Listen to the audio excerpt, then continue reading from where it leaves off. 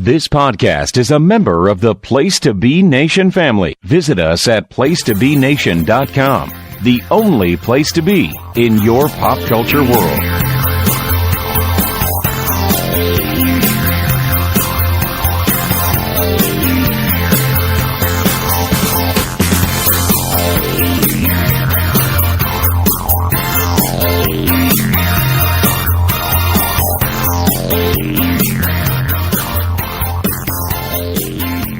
Welcome to Geek and Sassy. I'm Jennifer Smith, and here with my wonderful and beautiful co-host Miranda. Say hi, Miranda. Hello, everybody. Hey, how are you doing? Foot still is not better. What? So weird. Yeah, the foot is still not better.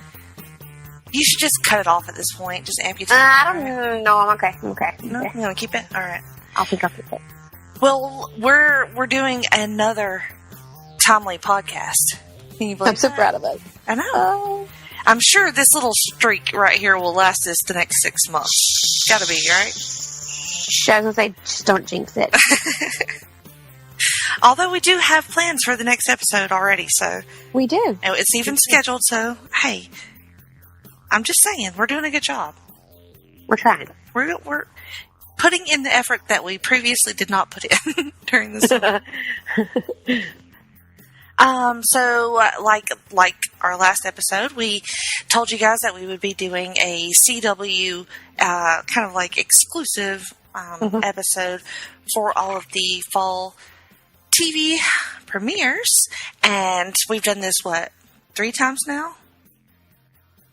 Yeah. So, just like in our previous episodes, we wanted to have our friend Russell Sellers on to talk CW shows with us. Hey, Russell. Hey, everybody. How you doing? Not drinking at all. No. I'm medicated, so does that work? Does that count? Yes. Okay. I'm going to allow it, Miranda. Okay. So, Day drinking on a Sunday. well, thank you for taking time out of your busy football watching time on a Sunday. I am pulling a Greg Phillips and multitasking. Oh, fantastic. My game is almost over. We pretty much won, so I am not multitasking. I promise I'm actually prepared for this podcast. Okay. Well, we'll see about that. Okay, fair. That's fair. All right. So we will start off. We're just going to go in calendar order, and honestly, probably need you guys' help when they start flipping around. They've switched everybody's, or not everybody's, but a lot of these shows slots around. So. It's like, what is Arrow doing on a Monday? This is stupid. So, but I'm just going to go in order. And on October 9th, The Flash comes back. Mm-hmm. Yep. Very ready for this one. Yeah, me too. At the end of last season, we got a tremendous cliffhanger of Barry and Iris's daughter, grown daughter, from the future showing up at the baby shower. So that's a very Flash thing to happen. It very much is, and I'm pretty excited about that development, actually, because she was just absolutely adorable in her appearances on the last season, and now she's going to be a series regular for this one. So I'm very much looking forward to having her on the show, because I think it's a fair criticism to say of last season that things got a little down in the dumps with Barry, and it seems like he just hasn't really just straight up enjoyed being the Flash for a while. And occasionally we'd get, if you'll pardon the pun, flashes of him enjoying it again. But he struggled, and it felt like, okay, we understand this, being a superhero can be kind of tough, but isn't some of it fun? And when I saw her come in on this past season, and then especially in the season finale, I just saw that youthful optimism comes through in her performance. So I'm looking forward to seeing if she can re-energize her dad. Well, do you worry about it being like Flashpoint 2.0? You know, like she's truly her father's daughter by screwing up the timeline. Obviously, is what happened.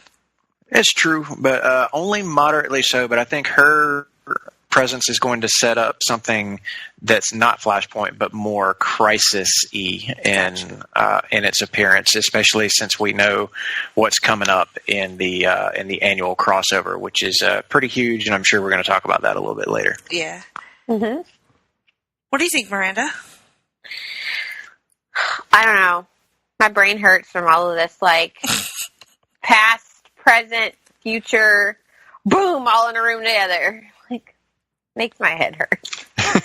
So you don't dig it, or you do, or? I think we've just done it so much, which I get. That's Flash, and that's part of it. Is, I mean, when you can go so that when you can literally travel as fast as he can, and you can zoom yourself to other places and time points. I mean, it's hard to just be like, oh, I don't want this on my show anymore. But at the same time, like, we just keep doing it. That makes sense. Well, I mean, in a way, at least we don't have another speedster villain this season, right? Yeah, let's talk about the villain. Chris Klein is gonna be Cicada. Is that the name? That is indeed the name, and I'm legit. At first, I was like really legit excited because I thought they might actually adapt the comic story that his character comes from, because he is a Jeff Johns and Scott Collins creation. So naturally, I'm pumped for that. But they're changing him up because in the comics, he's a cult leader who worships superheroes and murders them for nefarious reasons with a lightning bolt shaped dagger. Now, the lightning bolt shaped dagger is part of the story. We see that in the trailer, so I know that's coming. And he is going to be murdering metahumans, but he's not a cult leader.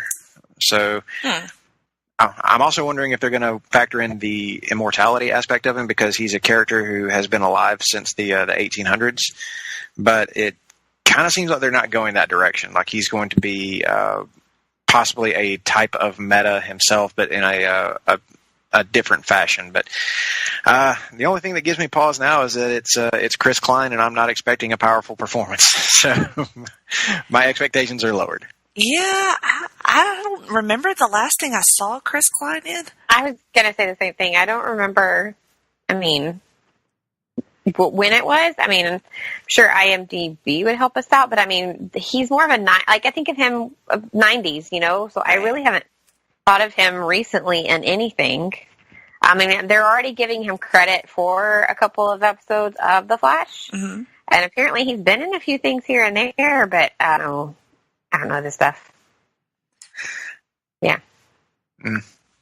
We'll see, I guess, maybe. And maybe he'll be surprising. Yeah. I could maybe see him being a bad guy, you know? And that may give him new life. Maybe he's just not good at playing, you know, the baby face. Maybe he just needs a good heel turn. Right. And, if that works, then maybe my good friend Jeremy Reynolds will turn around on Chris Klein, but I don't think that's happening. In fact, I would very much love to hear him commentate on I think it's the second episode, which is kind of surprising for our big bad to debut so early in the season. A lot of the other DC shows aren't debuting them quite that soon. Like think about Supergirl last season; it took forever for Rain to finally show up. Right, like you knew, but it did take her for a while to like actually be a part of things. Yep. Same with Damian Dark. He was mentioned in season 3 of Arrow, and we don't see him for a long time. Right. I'm kind of glad that they're doing it up front. You know, just kind of mixing it up a little bit. I do really like that part for sure. And we did get Thinker very early in the last season. So, all right. Well, who else? We have to talk about Wally, because Keenan. Shoot, what's his name? I can't ever remember his name, but I'm going to look it up for you. Yes, please do. I will look that up. Anyway, the actor that plays Wally is not coming back, although I think he is in the first 3 episodes. What was the reasoning for that? Don't know the reasoning, but I know that he also left Legends of Tomorrow, where he was a series regular last season. So his name is Keenan Lonsdale. Yes. Oh, thank you. And I think this is just a point where he felt like like Colton Haynes, he felt like leaving the show, leaving Arrow a good while back, and they didn't kill his character off. They just allowed him to walk away for a while, and now he's going to be back as a series regular on Arrow this season. So I'm thinking this is not the last we have seen of Wally West. I think he'll be back at some point down the road. Just maybe he felt like he needed a break from the hustle and bustle of this show. That's fair. That makes sense. I just am wondering how that's going to take place. Because if it's just like all of a sudden, like, oh, he's not here. I don't like when that happens. When they're like, oh, he's not here. I'm sure it's like no real explanation. Oh, like when Thea goes to find herself every other season. Right. Yeah. Well, now she's just off Arrow completely. Yeah. Right. And I figure what we're going to see here, though, is more like when Colton Haynes left Arrow. They actually gave Roy Harper an exit. Mm-hmm. They gave him a legit ending. I feel like you're going to get that with Wally, and of course they'll leave that door cracked open just in case he wants to come back. So I looked up an interview and his reason, his answer of why he was leaving. I still find it completely vague. He just says, I've changed a lot in the past year, and you probably noticed that. And for infinite reasons, my perspective on life and what I want from now on is just completely different. Because of that, my heart told me it was the right time to continue my journey on an unknown path, and I'm damn grateful to both shows for honoring and respecting that with me. Yeah, sounds a lot like the reasoning Colton Haynes gave whenever he left Arrow. Mm-hmm. So, like I said, I think this is a Thea going to find herself moment for this actor. It's, him being respectful of the showrunners and, trying to not, it's a graceful exit. There's no controversy. So. There's no drama. Right. It's just, it just feels like one of those things, even if there is some sort of controversy or turmoil with the show, no one is making it known. Mm-hmm. And I kind of like that. I feel like there's a very good, gel between all the cast, and I never get the feeling that there's any sort of, shakeups or anything over there. Cast is all pretty tight. Yeah. Anything else you want to talk about with The Flash? Very much looking forward to where this is all leading, honestly, because I've had discussions with the other members of the comics contingent, and I think we're all kind of got that leg shake nervousness going on, mm-hmm. where we're thinking, could this conceivably head to a merging of Earths down the road? Not in this year's crossover, but maybe next year's. So we're all kind of feeling a little bit of that static charge. Could this be about to happen? Is this the opening salvo of that? Because mm-hmm. it feels like it could be. Awesome. I'd be okay with that. Totally be okay with that. Oh, what do you think about the new suit? I'm digging it. I think that it looks very comics accurate, mm-hmm. and I've enjoyed the little, and they've never really just wholesale full changed the costume on us. No. It's just been little tweaks here and there that probably do lead up to one big change, but still. I think it's a really good looking suit. The only suit that I'm not digging right now is Nora's, honestly. I don't care for the look of it. I feel like it's, I don't know, a little on the puffy side for me. that whole fold over thing. I thought it looks very Power Rangers to me. A little bit. Yeah, Yeah. I'm sorry. No, you're No, right. it does. It absolutely does. And I'm hoping that her suit's going to get tweaked before the end of the season. I guess I'm just a fan of the onesie style suit, especially for a speedster, because her suit looks like it would create a lot of drag. And I just don't. I don't think it's a very good looking suit. But at least she is very charming, and her performance is going to be great. So that end is going to be just fine. And I'll probably not find the suit all that distracting if the performance is good. I agree. I think that's interesting that they got an actress that she does kind of actually look like she could be their kid. Yes. Yeah, good casting on their part. Finding somebody that looks the part and can actually, have a decent commanding presence. Mm-hmm. Okay. She looks super familiar, too. Yeah, I keep thinking that, too. I haven't looked her up yet, though. Now, the same night, on the 9th, we have Black Lightning returning with their second season. I'm going to have to let you guys go ahead and talk about this one, because honestly, I only got... let me preface it by saying, I have every intention of watching this. It's just one of those, because it was mid-season, it kept getting, to the back of my mind, pushed away. I have watched 2 episodes, but that's not enough of me to really be like, I feel this, or I feel that. So I'm going to have to let you guys kind of, take the floor on this one. Well, I'm going to kind of have to let Russell do that, because I only watched half the first season. But So you got a little further in than I did then. yes, but I did like that trailer a lot. I did too. And I was and so I couldn't tell if some of the trailer was recap, which I could tell some of it was recap from last season, and what is season 2. Russell, help me out with that.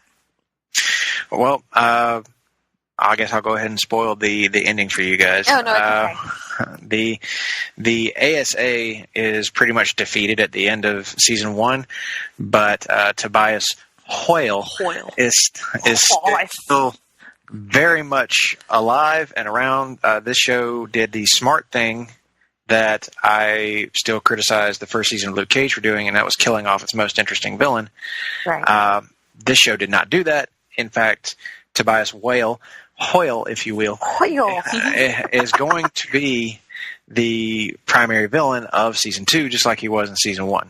So that's going to continue forward. You've also got Painkiller coming back, who was Khalil. He was the former boyfriend of the younger Pierce daughter, Jennifer. Yeah, he was her former boyfriend, and now he is a supervillain working for Tobias. You've also got his female bodyguard, henchwoman, if you will, Cyanide. She's going to, of course, be back. So you've got the trifecta of these 3 villains. But what I'm expecting to be a big part of this season is going to be Jennifer getting her suit and becoming Lightning. So you will have Thunder and Lightning basically stepping forward to be probably more of the show's centerpiece rather than Black Lightning himself, because Jefferson is, a bit older. He's come out of retirement, and this whole show was supposed to be about building up the younger generation. And we also have I'm probably going to butcher her last name, but Sophia Vasileva. I can't pronounce her last name, but it's whatever. She was on Supergirl as a member of a cult last season. You might remember her from near the end of the season, actually. Yeah. She has been cast as the DC Comics outsider member Looker for this season. So they've mentioned the Outsiders a few times in season 1 of Black Lightning, and I think we're slowly moving towards that being a big part of the show. Like, we're going to have a reestablishment of the Outsiders, which would be a really cool thing and make a lot of sense because in the comics right now, Batman and the Outsiders is about to relaunch with Black Lightning as the leader. Oh. So that's all going to be a nice little bit of synergy. At the end of season 1, you had a whole bunch of like kids in what looked like gigantic test tubes. Yes. All of them appearing as different metahumans. So those are probably going to start to be identified and either become heroes or villains as this season goes along, and Tobias tries to build up his new metahuman army. Yeah, that was a really interesting scene in the trailer. I was like, what is going on this show? Because it looked very sci-fi, and it was just unexpected. Yeah, they're leaning way heavier into that, I think, this coming up season. But you're still going to get a lot of the really great social commentary that this show is known for, because it kept that throughout season 1. It never lost sight of it. So I would expect more of it, along with probably a slightly bigger budget for season 2, because season 1 was such a hit. Better effects, and look out for more recognizable DC Comics characters. And I'm personally hoping for a return of Lala, aka the Tattooed Man. All right. Well, better effects make sense to me, because with any show, obviously you don't throw your full budget in season 1, but you definitely want to see where you can go and if it's going to be of interest. And then when you gain the following, giving it more money, whoever the backers are, the studio and all of that, they feel more inclined to do so, because they're like, okay, we've already gained these people, but if we make it better, we can keep these people and gain even more. So I would like to see that as well. Just from the 2 episodes that I did watch, I really enjoyed it. But, any first season of something on the CW usually does have a little bit lower of a budget for whatever reason. When I was reading about this today, it's like, I guess I knew this, but I forgot that I knew this, that Black Lightning is in its own universe and it's not necessarily connected yet with the Arrowverse. Do we want that? Do we want them to connect, or do we want to keep it separate?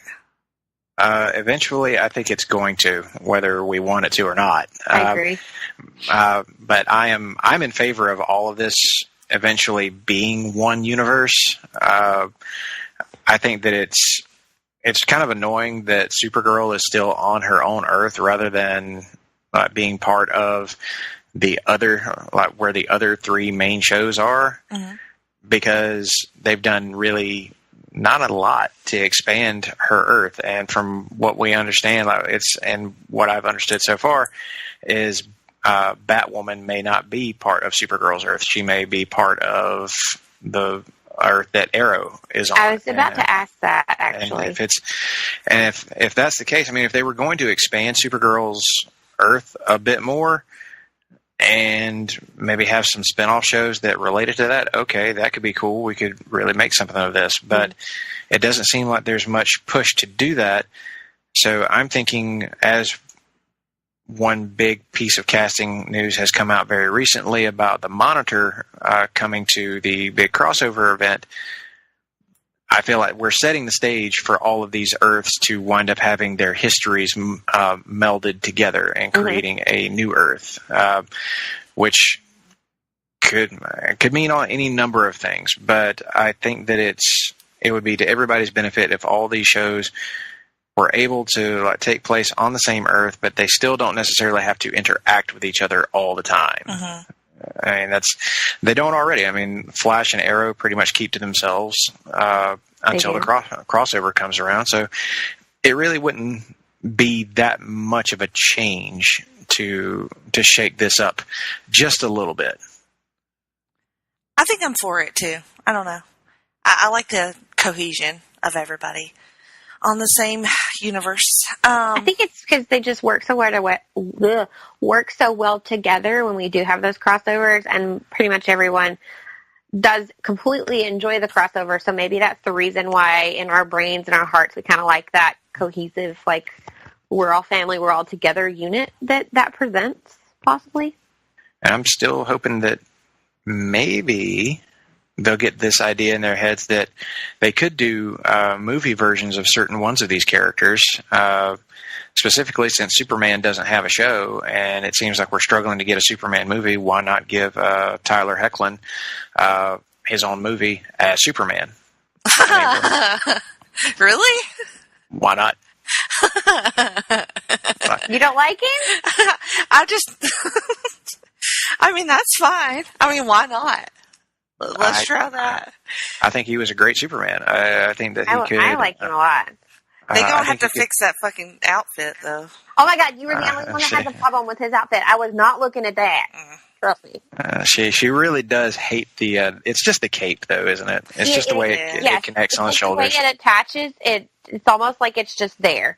And I didn't even notice that until Jenny was like, oh, my God, let's talk about this suit. And I was like, oh, my God, that's not where my eyes were. It's just so distracting. Miranda, you're telling on yourself. I told on myself a while ago. Well, that's true. You have a habit. Okay. I don't know. I just wasn't expecting anybody to say that, so just kind of threw me. Well, we're gonna find out in the crossover because we're gonna get a brand new Lois Lane. Yeah, that's true. We've never had, and in the TV world of Superman and Batman and all of that, we've not had a Lois. Well, obviously we've had Clark, shows before, but this iteration, right? We've never had Lois. I think the name Lois has been dropped several times, but we've never actually seen her. Yeah, they mentioned her in season 1 of Supergirl. Yeah. Like she was always mentioned. She was always part of of that world because Superman was too, but you didn't see either of them.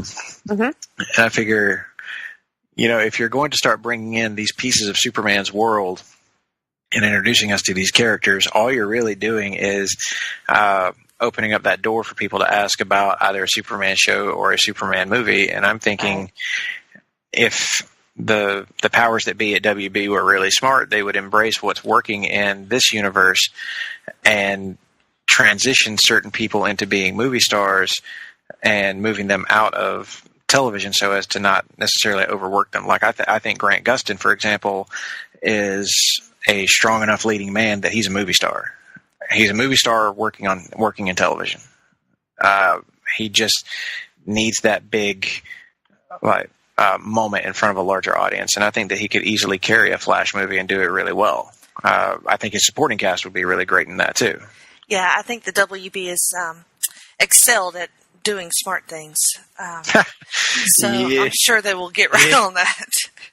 Yeah, they'll get to that right after the Jared Leto Joker movie. Mm-hmm. Mm-hmm. Oh, Lord. Okay.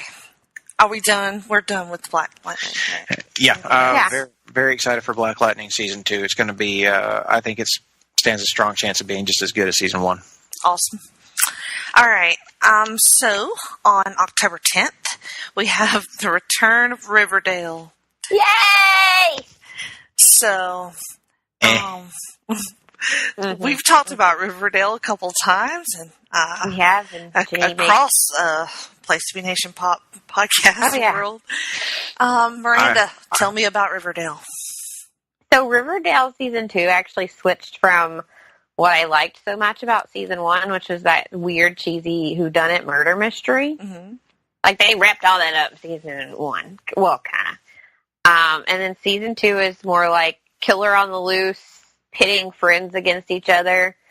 I've heard several people, I never thought about it this way, but they're like, we get to see Betty be dark. And I'm like, okay. Sure, if that's how you want to describe it.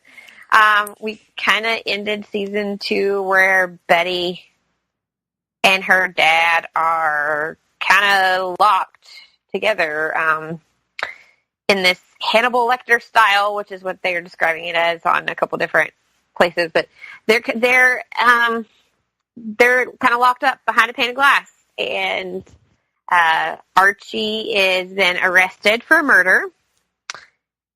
And I'm trying to think what else happened. I don't know. I did not find season 2 as great as season 1. Did still enjoy it. It's very cheesy fun, if that makes sense. Well, I mean, no. I mean, it does, but for me, yeah. It's another one of those, not everybody's going to like it, to each his own, but, mm-hmm. I mean, it is apparently doing really, really well.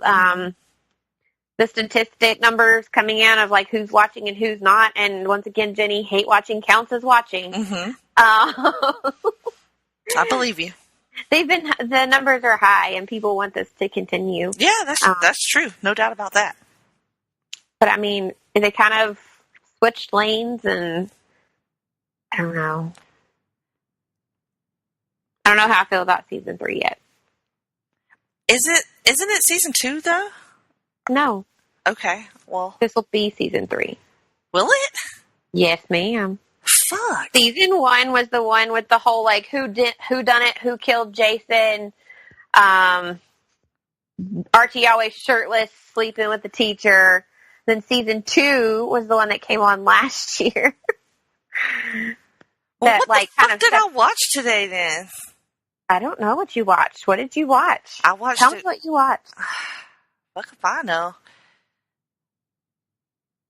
Yeah, season 2's I mean, they talk about the teacher thing again, but it's more of Jughead is now taken up with the biker gang and is at the other school, and Oh, well, I must have just watched like a recap of season 2 then.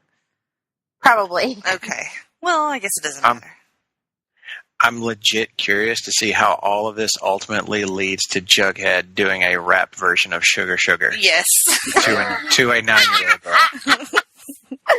I mean, that's the only logical place that all of this can go. Right. So I've just got to see that, and I've got to see how ultimately Archie forms like this new, like really just shitty band, including members of like the Riverdale gang that he screwed over over the course of a really awful made-for-TV movie. But the good news is for him, eventually he'll be a natural redhead.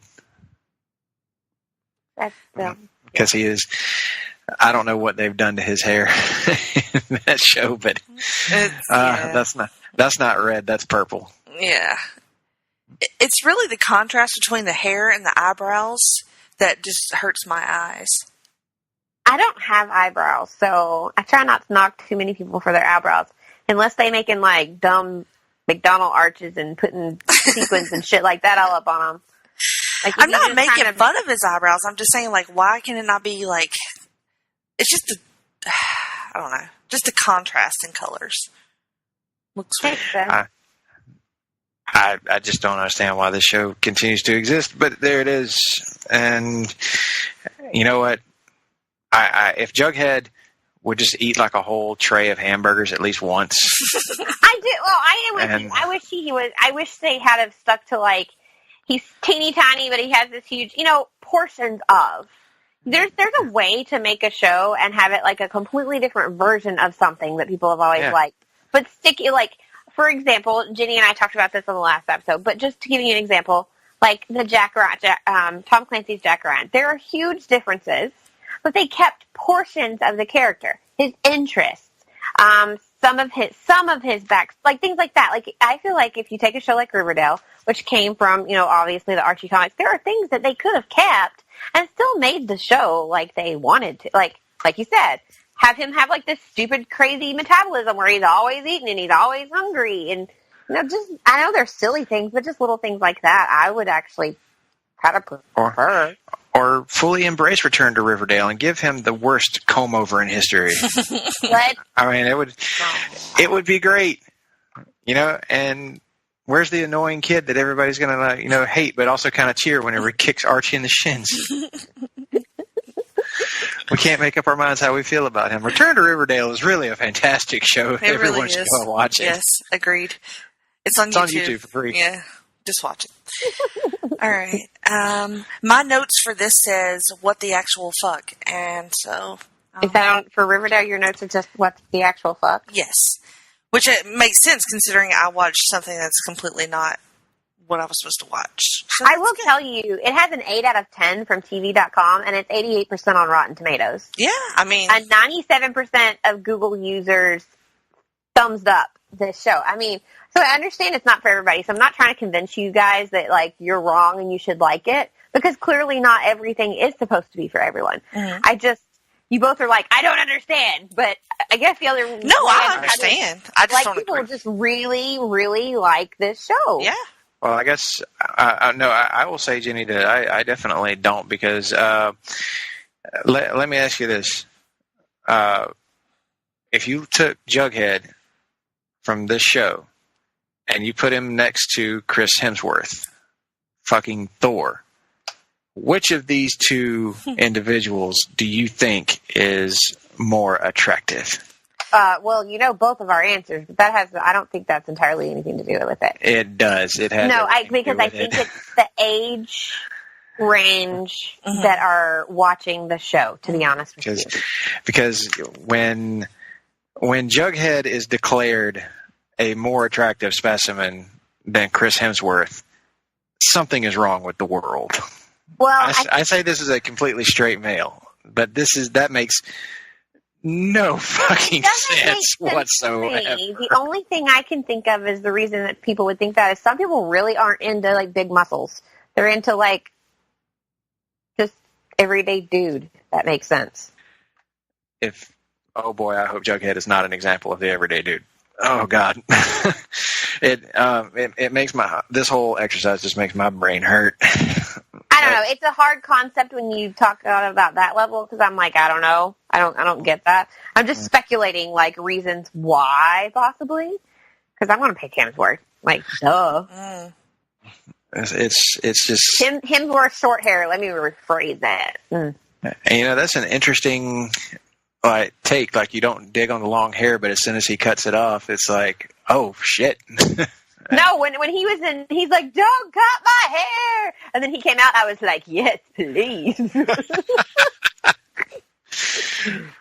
She's snorting over this. She's going to watch Thor Ragnarok as soon as we're done.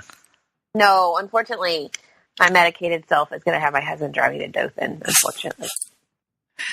Okay, so. Watch it on your phone. After Riverdale, there's a premiere of a new show called All American. Mm-hmm. I actually got really caught up in this trailer, and it was like 90210 meets Friday Night Lights. Yes.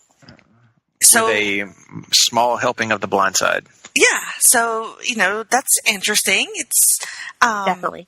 I like the story is actually inspired by a real NFL player, Spencer Pasinger, who I don't know who that is, but I think that's awesome. And it is from Greg Berlanti, who, does all the other shows that we like. He does all the shows. Yes. All right. So what do you guys think about this one? Trailer definitely has that soap opera-y, like 90210 thing going on. But also you mix in the football element and... Am I wrong? Was that Taye Diggs in the trailer? It is Taye Diggs. It is Taye Diggs playing the coach. I think this one has real potential. I was pretty impressed with the performances I was seeing in the trailer. So, I have to see the finished product to see if that holds up. But overall, not a bad trailer. One that I could see actually winding up being a kind of an interesting direction for CW because I can't remember the last time they even attempted a sports drama. Probably which I enjoyed it, but I'm going to say it's been about 5 or 6 years ago when it was kind of sort of a sports drama, but not really in the sense that it evolved around like competitive cheerleading. It was called Hellcats. Oh yeah. Yeah. I liked it a lot, but I guess that would be the closest thing. Yeah, that was on CW Seed for a little while. Never bothered watching it, but I do remember seeing something of that show. I am aware of its existence, at least. I guess that would be the last sports type show. Yeah, this looks nothing like that. Oh, no, not at all. I adored the trailer, but you were just saying I don't know when the last time they've done something, and that's honestly the only thing I can think of that would remotely possibly follow in. Miranda, what do you think? I really did enjoy the trailer. It grabbed my attention, which is what a trailer is supposed to do. And like you said, you're like, whoa, Taye Diggs, huh? I'm going to give it a shot, at least, to try to give it that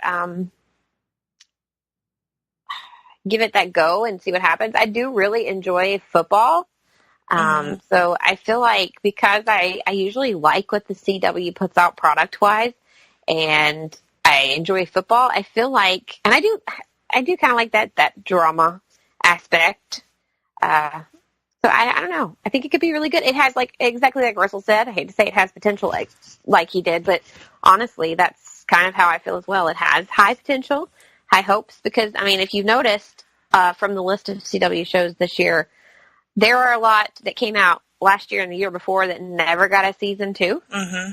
So I'm kind of hoping that they can bring something out new this year that will go for a while. I mean, which means that there's less room for new shows on CW, but, if it's good content, I don't care that they're not really giving us anything new, if that makes sense.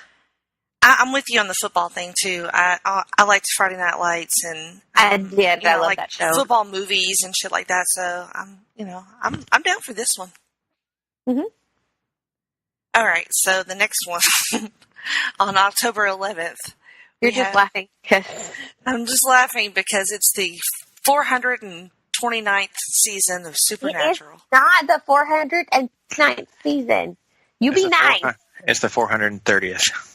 Yeah, like legit. I went to type in Supernatural season, and I have no fucking clue what season they're on at this point. And I think it was 15. Yes, this will be 15. Yep. Okay. All right. So 15. Y'all talk to me about Supernatural. Okay. Oh boy. Last season we had some interesting stuff going on. And it felt like, all right, we're building towards an ending. And I've just come to understand this about Supernatural. Every year it feels like we're going to finally build towards the end. This show is going to finally just embrace an ending.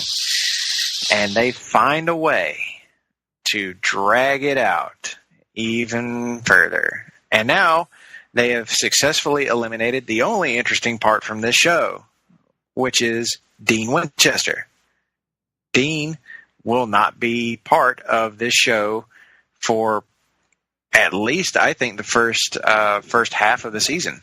Really? Maybe I think it's less longer than you think.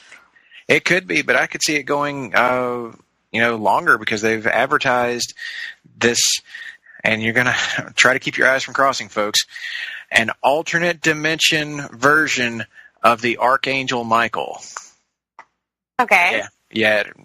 That is what has happened, and he has taken over the body of Dean Winchester and is now running around in this vessel. Also doing a kind of Hannibal Lecter impression. Will it be kind of... Why is CW, bringing in Hannibal Lecter shit? They did it on Riverdale, too. It's going to be apparently it's going to be a common theme this season, and I got to tell you, if we are really going to put Supernatural on the shoulders of Jared Padalecki, I am just going to Seinfeld GIF right out of this. I don't understand why you hate him so much. He is a block of wood. No, he has no personality whatsoever in this or anything else he's ever been in. The star of this show is Jensen Ackles. He's where the meat and potatoes of all this is. Sidelining him is a terrible mistake, and they're making it even worse by having Mama Winchester still around. Which I'm not sure why she's still there. I'm going to be honest. I don't know why she's still there. Dear God, let the lady just die already. It's like she's here, and she's actually making the show actively worse. It's well, I mean, because your mom, your mom is now the same age as you are, running around, killing shit with you, sleeping with dudes that are the same age as, I'm just saying, I'm creeped out by that. The whole exercise is just, it's a process of bad writing, and it just keeps fucking going with no end in sight. I don't think that it's going to end even after this season. Nope. And I don't get why they've tried on multiple occasions this Wayward Sisters thing going. Oh, I was really, truly bummed that did not happen. I kind of was too, because I really like Jodie a lot, and I think that she would be great in that kind of Bobby Singer role. Mm-hmm. But the other girls that they had picked out were not very good. But I think that's where you give them a season 1 and you give them a chance to see, what needs to be done, how they can improve, how they can be better, that kind of thing. And I don't know why they just completely canned it. But, okay, didn't they do something? We do have a show coming. We do have a show coming that could be a lot like Wayward Sisters, and I think actually do it a little bit better, but we'll talk about that in a few minutes. But yeah, Supernatural needs to just come to an end already, and this will be officially 10 seasons longer than the show was initially planned to go. Wow. That is true. It was. They never had intentions of it going this long, and the guys work well together, and they have both said, which I've mentioned this here before, they've both said they will continue, like they are cool with going however long the writers and CW and all of the people involved will allow them. They love coming to work every day. They still enjoy doing what they do. Because they know what awaits them whenever this show ends. All of the money. Nothing. Well, I mean, they're going to be loaded. I mean, they'll have money, but they will not have work. Well, why is Jensen not in the show for a bit? Is he working on something else? No, he's in the show. He's in the show, but it's not. Oh, gotcha. He's not Dean. He's not Dean. Okay, gotcha. He is playing Michael, and Michael is an uninteresting block of wood. Oh. Yeah, Michael is not a super great character. Well, and there's no Lucifer for him to play off of because they eliminated him. And I'm like, all right, so you've done away with Crowley, and now you've done away. They killed Crowley. They got rid of Lucifer. They killed Lucifer at the end of this last season. So we're just supposed to say, all right, well, Michael is going to be our new big bad. I'm sorry. There's already one block of wood on this show. We don't need to. It's just not. This is not going to work. But I keep waiting for the Supernatural loyalists to finally turn on the show enough to turn the set off. But it's just, I don't know how many people are really just watching this out of habit at this point. Because there probably are several. That's how it felt. That's how I felt watching it last season. I was like, am I watching this because I enjoyed it, or is it out of habit? But I will say, like, I actually talked to a couple of girls this weekend at Geek or Brunch. And I will say there are still it's kind of like Riverdale. People wonder, like, why is it still happening? It's still happening because you wouldn't believe the following of people that are not watching it out of habit are watching it because they absolutely still love and adore and worship this show and all things it gives. And that's mind-blowing. But here we are. Folks are going to watch what they're going to watch, but I think me and Supernatural are finally parting ways. I think I can just walk away here and say, that's enough. I'm not parting ways. As a matter of fact, I've been pricing my ticket to the Supernatural convention. It actually is on my birthday this year. Really? They have one every year in Nashville. They only do a small handful of them, like 2 or 3. Throughout the U.S., and the reason they do that is because pretty much everyone from the show is present. You buy your ticket, though, it's expensive. Your one ticket is super expensive, but it includes, like, you know how later you have to pay for this, or you have to pay for that, while you don't have to, nope, your ticket includes anything you want to do while you're there, unless you're buying, like, whatever you want to buy, vendor-wise. Yeah. Like, that's all the panels, that's autographs, that's photo time, that's everything. As critical as I am, legit still would go to that. Yeah, me too. Well, I mean, they said Jensen and them just walk around like the con floor. They're like, what's up, what's up? They go to dinner, kind of like Barrowman does. They go to dinner there in Nashville. That's where the video of him singing Tennessee Whiskey from that place in Nashville actually happened. It's because they were there during the convention. So him and Jared just walk around like downtown Nashville, they'll stop and... So, yeah, I'm really good. Wait, also, isn't Captain Marvel coming out on your birthday? It is. So I'm trying to logistically figure some shit out right now. Well, that, and I'll be at Disney the week before that. So I'm like, fuck. Wow. Yeah. You can totally do both. I could, but there are a lot of people... There's a movie theater in Nashville, I'm sure. Oh, I know. Oh, there's lots of movie theaters in Nashville, and I know exactly which one I would go to, but it was kind of one of those, like, I was going to go specifically... I mean, I could do it Thursday night though too. There's that.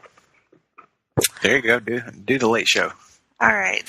On Friday the 12th, we have Dynasty, which I'm sure both of you watched. Actually, I That's never did. still a thing? Yeah, it's still a thing. Still a thing. They got 2 seasons. Apparently, people are adoring this one too. And this is where I will say I don't get it. All right. Moving on to Crazy Ex-Girlfriend. Yes, final season, as a matter of fact. Mm-hmm. And you're the one who watches that, right? I am the one who watches that. I was bummed when I found out that this was going to be a final season, but the main character and who is also like the writer-producer for the show, Rachel Bloom, kind of explains like she wanted to go out on a specific note, and this is something that they've known, which they didn't tell anyone else. Like they've told it, like they didn't tell anyone until recently, but they've always known like this is how I wanted it to end. This is how I wanted like things to play out and where to go from here. So I was like, oh, okay, that's fine, I guess. And I think I'm sorry, my brain is dead. I don't remember if this will be season. Yes, it will be season 5. And it had, what is his name? We've talked about him before. Anyway, they brought in like a new love interest last year. She's basically working on herself because for all intents and purposes, she is truly crazy. Like there's something wrong with her. Mm-hmm. They diagnose her with a disorder, so she has to go to treatments. And during this, she's not really supposed to date it. They don't recommend it because part of her crazy comes from like dating and bad relationships and things that have happened in the past. But she's kind of sort of seeing this guy whose name is Nathaniel on the show. For the life of me, I cannot remember his name, but we have talked about him before. And I'm not real sure what they're going to do. The trailer that I watched was super, almost like a recap, like you found with Riverdale. It was almost more of a recap than it was an actual trailer.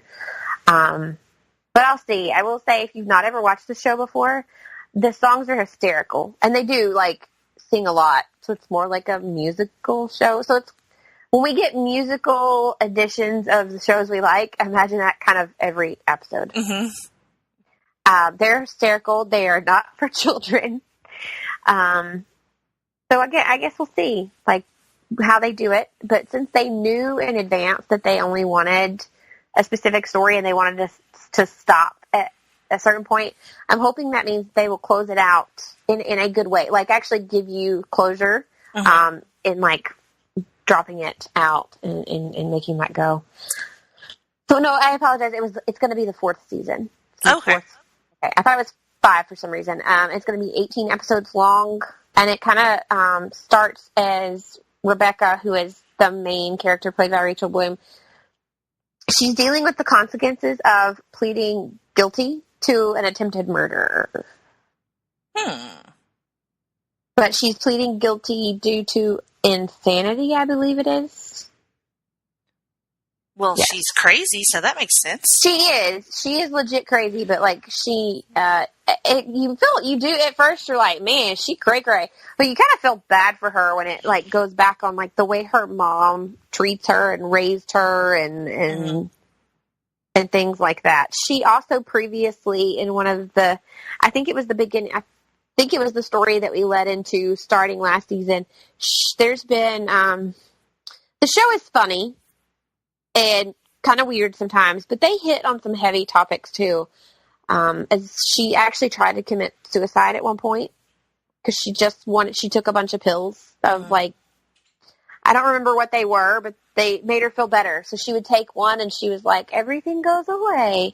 Kind of like that medicated high you get from certain medicines. Mm-hmm. So she took a bunch and on a airplane, and that's how they were like, okay, you need legit help. So it does hit on some heavy topics, but does it in a way that you want to pay attention, if that makes.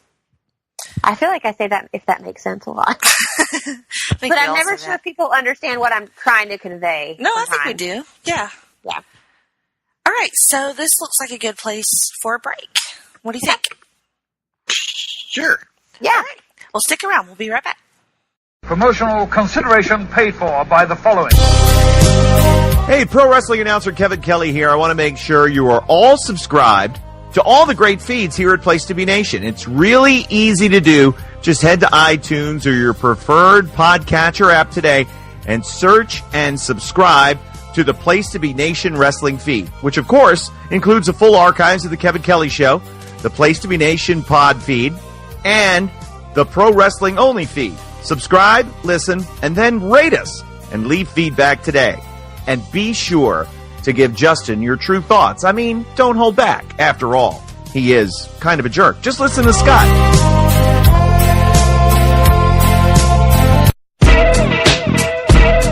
Place to Be Nation's JT Rosero and Chad Campbell here. We want to let you know that we have a ton of great podcasts available to you on iTunes, Stitcher, Google Play, and PlaceToBeNation.com. We offer them to you on two great feeds. On the Place to Be Nation wrestling feed, we bring you the Mothership, the Place to Be podcast, along with Main Event, Survey Says, the Monday Night Wars, and our monthly pay-per-view reaction show, as well as Jeff Learns Wrestling. In addition to these full-length shows, we also deliver special network podcasts and pod blasts on topics old and new. Over on the Pro Wrestling Only feed, we dive deep inside the wrestling business with a stacked army of experts leading the way. The feed features potpourri shows such as This Week in Wrestling, Greetings from Allentown, Match of the Week podcast, and the Military Industrial Suplex. We also have shows that focus intently on certain topics like Through the Years, Worldcast, Strong Style History, Strong Style Story, and Mount Olympus. Plus, the feed has the full archives of legendary shows like Titans of Wrestling, Where the Big Boys Play, Letters from Center Stage, and Letters from Kayfabe, plus much more. And on our very popular Place to Be Nation Pop podcast feed, we offer such great shows as Talkin' Pop, the Glenn Butler Podcast Hour Spectacular, NBA Team, PTBN Play, Sunday Groove, Breaking Balls, and Lucha Undead. As well as a veritable podcast heaven for comics fans. With the Hard Traveling Fanboys, Sellers Points, Todd Weber's Conversations, Geek and Sassy, and Marvel Age podcasts. You can find all of these current shows, plus archives of our past podcasts, including The Kevin Kelly Show, as well by subscribing to both feeds on iTunes. And while there, be sure to rate and leave feedback today. All these shows, plus others, available at PlayStation.com, where we cover pro wrestling, sports, movies, comics, plus in-depth stretch projects, and more. Be sure to support our site by using PlayStation.com/Amazon when doing your online shopping, and download our free PTB Vintage Vault Refresh ebooks via the links on our site. We also want to thank our friends at Boneheads Wing Bar in West Warwick, Rhode Island, and Fall River, Massachusetts, and historyofwrestling.com. Be sure to follow us on Facebook, Twitter, Instagram, and Tumblr as well. PlayStationNation.com, the only place to be in your pop culture world.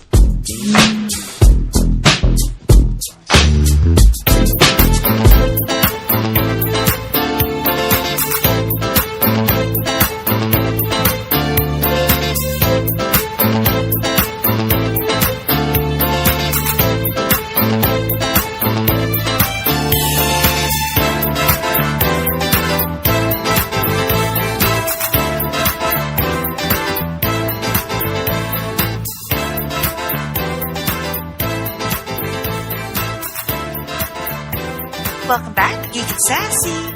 Jenny and Miranda and Russell talking to you about CW shows this fall. What do we think so far? It's kind of an interesting thing to say that I'm more interested in some of the new shows that are coming to CW than I am about a lot of the returning ones. But aside from the DC shows, which of course are top billing for me every year, I'm kind of legit interested in what's going to go on with this All American show. So that's kind of surprising the hell out of me right now. But this next half that we're going to talk about, I actually have a show that I'm surprised at my interest level in it for this coming up year. What I think it is. All right, we'll get there. All right, so we're on October 14th, and we are. The premiere of Supergirl on a Sunday night. I think I'm okay with this. Yeah. I don't know how many times we've talked about this, and I will probably talk about this till I'm blue in the face and the world ends. But changing a night can really affect things. But in that sense, what competition does yes, football. Yes, okay, I get that, because I'm a football fan. But other than that, what do we have that really airs at that time slot on a Sunday night? Simpsons? Right, but I mean, in the day of DVR, especially. That's true. I mean, Simpsons football. I mean, that's really... And, I think Supergirl on a Sunday night is fine. I mean, it's trying to gear itself as more of the family show of the DC pantheon. Mm-hmm. So I think that putting it on a Sunday night actually makes a lot of sense, and would position it as a show that families could, hey, the weekend is ending. Let's sit down and watch a show that has something for everybody. And I feel like Supergirl is one of those shows that really does. Mm-hmm. So, and I'm personally really looking forward to seeing their interpretation of Manchester Black on this season. He is a really great Superman villain. I think he could be a pretty tremendous Supergirl villain. What season is this? Because my brain is starting to mush things together. Will this be 4 or 5? This will be 4. Yeah. 4? Okay. Yep. And we have some changes to the cast as well. We do. Wynn is not coming back. That makes me super duper sad. Mon-El is not coming back. Oh, I'm going to cry so much. Yeah, that is, both of those are big bummers. Yeah, and Samantha, too, I think is gone. Who? Samantha Rain. But she was kind of one that, I really didn't see her being there for more than 1, maybe 2 seasons. Yeah. I really liked her. I'm kind of hoping she does come back at some point, maybe not as Rain, because but she was a really great addition to the show. Mm-hmm. The more Lena Luthor I get, the happier I am. I agree. That I was going to say. When it comes to the support cast, it's going to be missing something with Wynn being gone. But I will give them credit for their casting of Brainiac 5. He's legit funny. And I like him. He's been on other things before, because when I saw him, I'm like, wait, that's... I like him. That he's a series regular now makes me pretty happy. And Mon-El is not necessarily gone forever. He'll just be not a series regular. He'll be maybe popping in like what we got with Wally West over on The Flash. Right. He'll show up here and there, and I'm okay with that. For a season, maybe 2, so long as the show remains successful, and if the door is open for him to come back, and we know the door is open for Wynn to come back. It's just and we know he's going to appear actually in this coming up season. He's just not going to be the regular character. Enough. It's not you have to be in at least a certain amount of episodes on a show to be considered a season or series regular. Is that correct? Yeah, and I think he's only going to be in maybe 4. Okay. So really low number for him and Mon-El, but that sucks.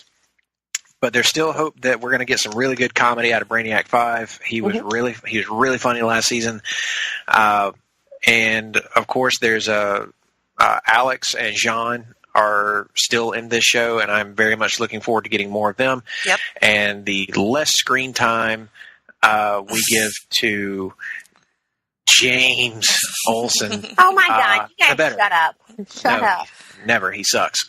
No, see, my deal with Mon-El is what does Kara do? At this point, is she going to just continue to moon over him? Does she get over him? If he keeps popping in, then what is their relationship? Well, I do agree. That's a tough question, and I wonder. I don't know if they'd go there or not, but if we're going to go comic book accurate, that is not who Kara winds up with. She dates a pretty long-term Brainiac 5. Oh, okay. So that is still, I think, very much in play, especially with him being a series regular now and Mon-El being gone. So if they're going to steer into the comics, then we could maybe see the relationship of Supergirl and Brainiac 5 actually be a thing. Right. Huh. All right. Well, and I think I need them to decide at this point. Is she getting over him, and he's going to pop in every now and then because it's inevitable that he does, but she's going to be over him, or does she's like, nope, that's who I'm with. I tried to go on a few dates, not working. I love Mon-El. Yeah, I need them to decide. It's and you're right. It could go either way because it's not like Arrow followed the traditional comic book platform of Oliver and Black Canary winding up together. He's very much with Felicity, and they have steered fully into that and said, you know what, we're not gonna do the comic book thing. And you know what, I think the show's all the better for it. I agree with that. And if Supergirl were to find a way to steer fully into the Kara and Mon-El do finally fully wind up together, I will not complain one slight little bit, because I think Mon-El was a fantastic addition to the show. I agree. So much agree. What about, aren't they adapting a Superman story? They are. Interestingly enough, an Elseworld story. They are adapting Red Sun, which the premise of that very simply is, what if Superman's rocket, whenever he was coming to Earth, landed in Soviet-era Russia rather than the middle of Kansas, and he was raised under the flag of Stalin and as a communist hero. Of course, we saw at the end of last season a copy of Kara landed in Russia, and supposedly she's kind of a blank slate, doesn't know who she is, just has superpowers, and is turned into a Russian soldier weapon.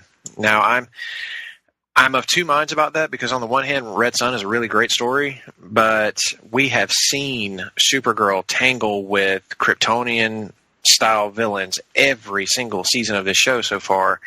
It is time to move on.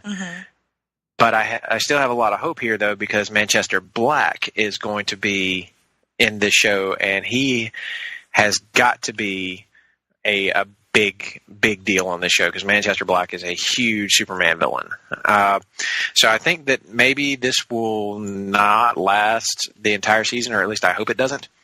And we've got another villain in Rona Mitra, I think is how you pronounce her last name. She is playing Mercy Graves, who is Lex Luthor's longtime driver and bodyguard. So she is supposed to be portrayed as very witty, incredibly smart, but also a physical threat to somebody like Alex, because she's going to be like super skilled in hand-to-hand combat. So I'm looking for something like that to like really break this show wide open in some of the subplots. Should be there's potential in this season, but there's also the potential that they're just going to wind up repeating themselves, and I really hope that doesn't happen.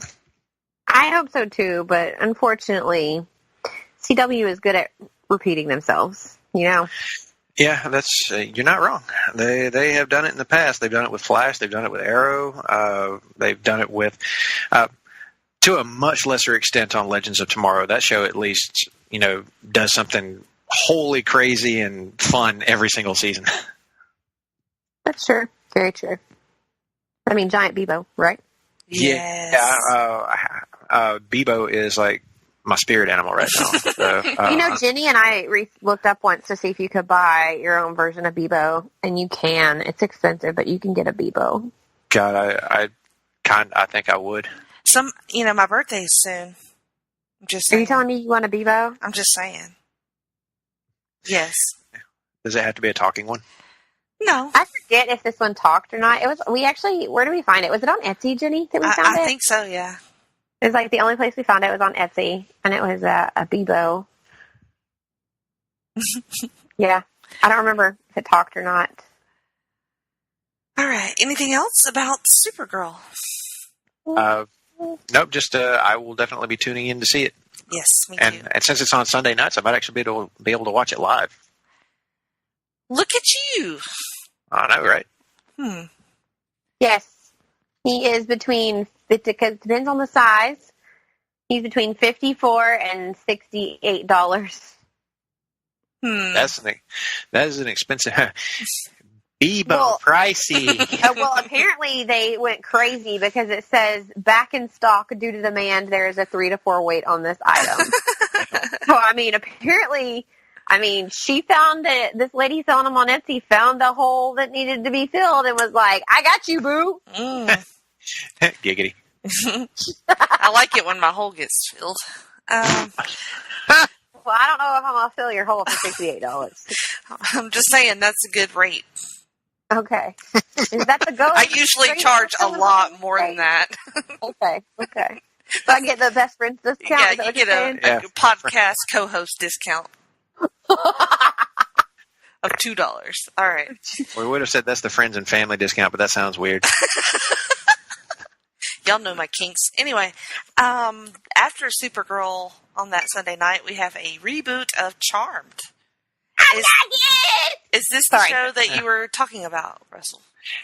Yeah, actually it is. I knew it.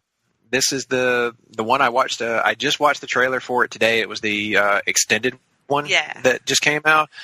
And as I'm watching, I'm like, so basically CW figured out how to do that Wayward Sisters thing, but do it right. And they did it on a remake of Charmed, because this is far more interesting with better actresses. I found myself really getting invested in what's happening with these girls, the mystery at the center of it all.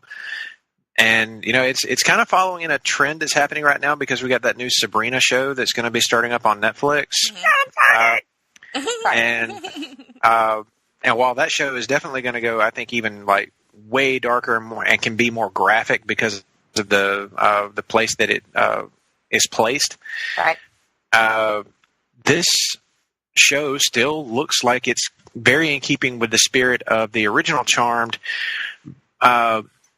maybe in a less eye candy sort of way, but still very much in keeping with the mystery of it, the action side of it, and then the camaraderie of the three sisters. That's really what this show is going to live and die by, is whether or not you had good chemistry with your leads. And, I mean, these three girls are going to be doing lots of scenes together, so they better be able to play off each other and make this entertaining. And what I saw in this trailer makes me think that they actually do have a strong amount of chemistry together. They are going to do just fine. Whether or not the show is going to be interesting as far as its plot still remains to be seen. They've got a good start. They've got an intriguing premise, a nice mystery laid at the beginning of it.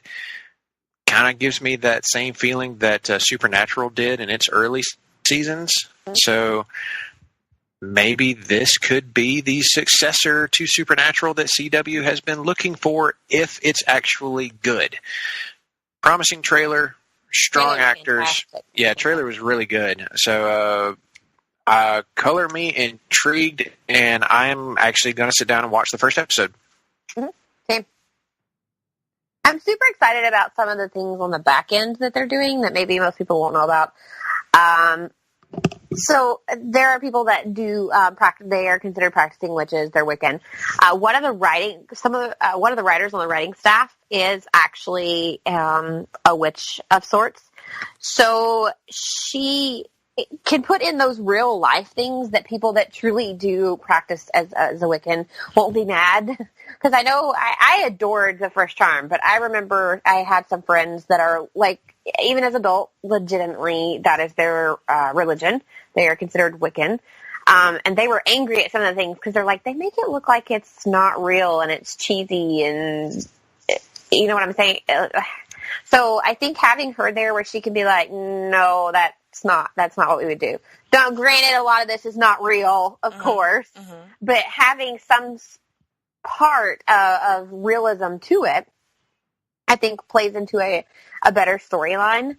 It's focused in a college town this time, and the show will use that college campus setting to tell stories and help with assault and harassment.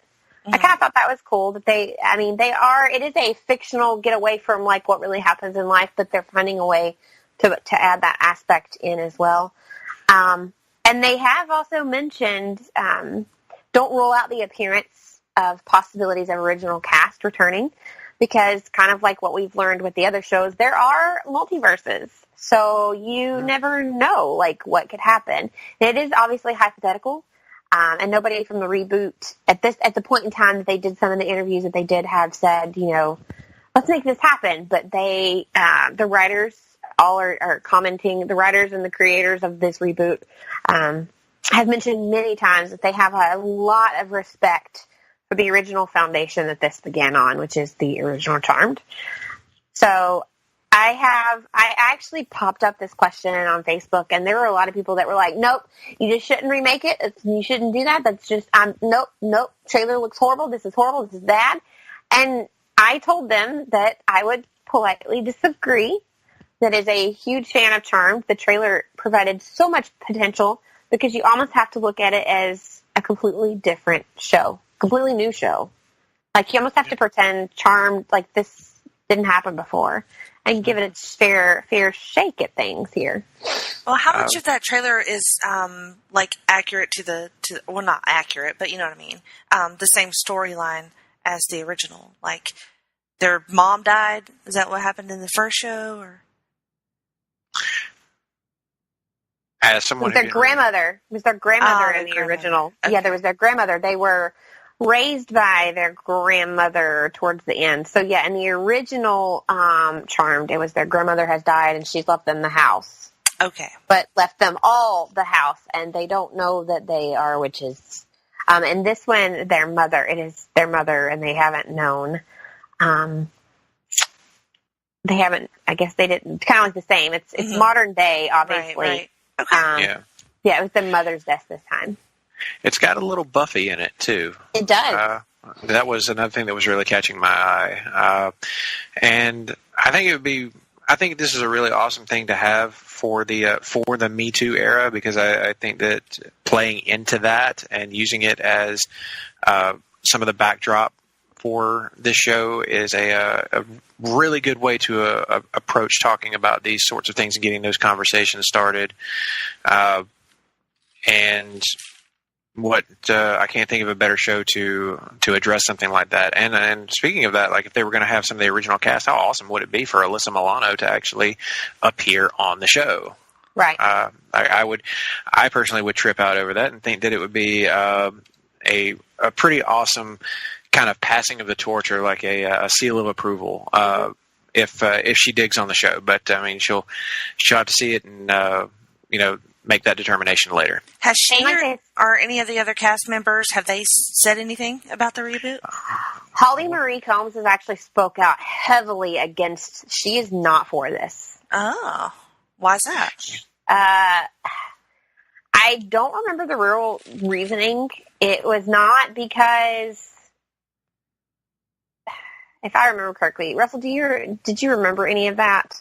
I remember her speaking out against it, and I think it was pretty much the same reasons that anyone doesn't want any remake or reboot of a property, and that she was part of the original. She, considers it's a sacred cow to a lot of people, and there are some things in life that you just can't touch.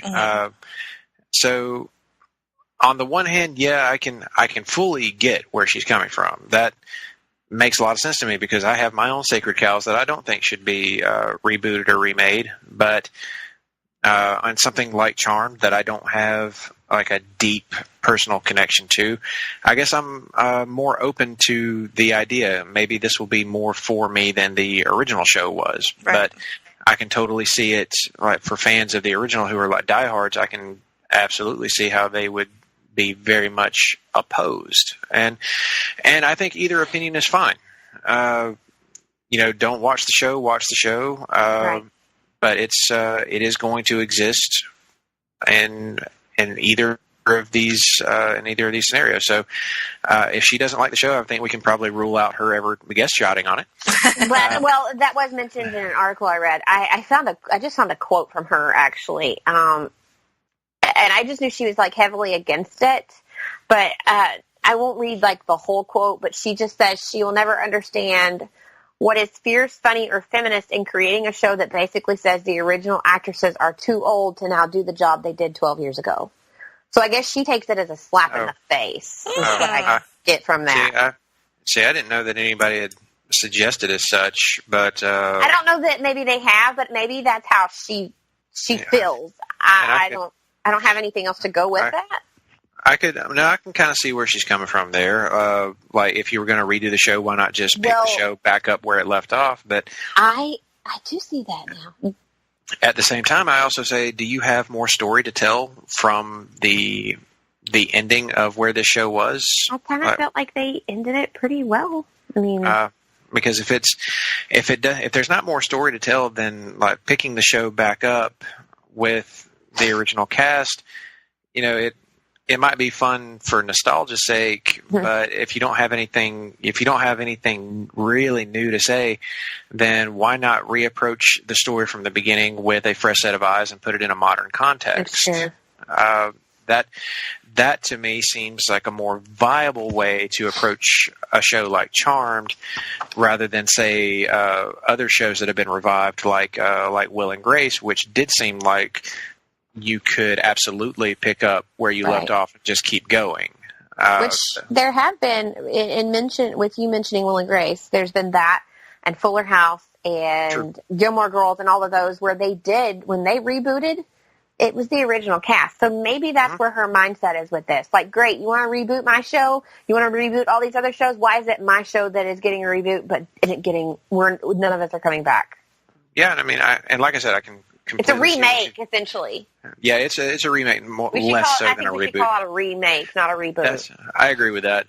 Let's call them what they are. Like a reboot would be like we're just starting up an old show, but a remake is like completely starting over. And in the case, but my stance on it remains the same. I feel like in the case of Charmed, a remake feels like it would work better, especially if you're trying to get the younger audience. And putting it on CW, I think, is a really good place for it, because that's where it was before.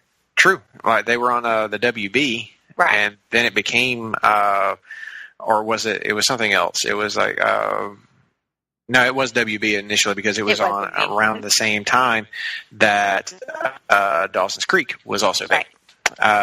And there's a show that should definitely not get a remake. Let's leave that one alone. Our fans might not like that, but okay.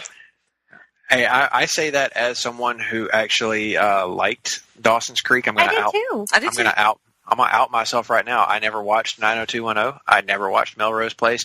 I watched every fucking episode of Dawson's Creek. Wilt?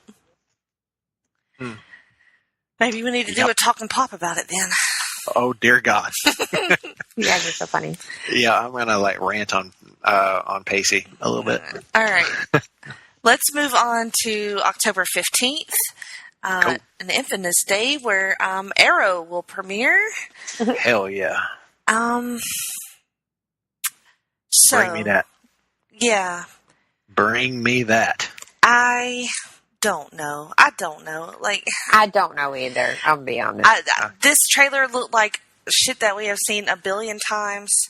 Oliver Queen took everything from me, so I'm going to take everything from him. Did not we just do that? Haven't not we just done that multiple times? I'm okay with it because it's Ricardo Diaz. Yeah, that's true. And also because we're getting the Longbow Hunters, which is fucking great. But not the Mike Grell Longbow Hunters. We're going to be getting the Jeff Lemire and Andrea Sorrentino version of the Longbow Hunters. A lineup that includes Red Dart, and even though he's not on the Longbow Hunters like he was in Jeff Lemire's run, the character Brick, who is played by Vinnie Jones, is back in this season, but he's in prison with Oliver. Alongside Bronze Tiger, who I am very excited to see back, because Michael Jai White is a badass. And the more fight scenes I get with him, the better. Because he's legit and can go. They're introducing Kodiak, who's going to be played by Michael Johnson from Van Helsing. This is a pretty classic DC villain. He's a big-ass dude. Is going to be a physical threat to pretty much anyone. It doesn't matter.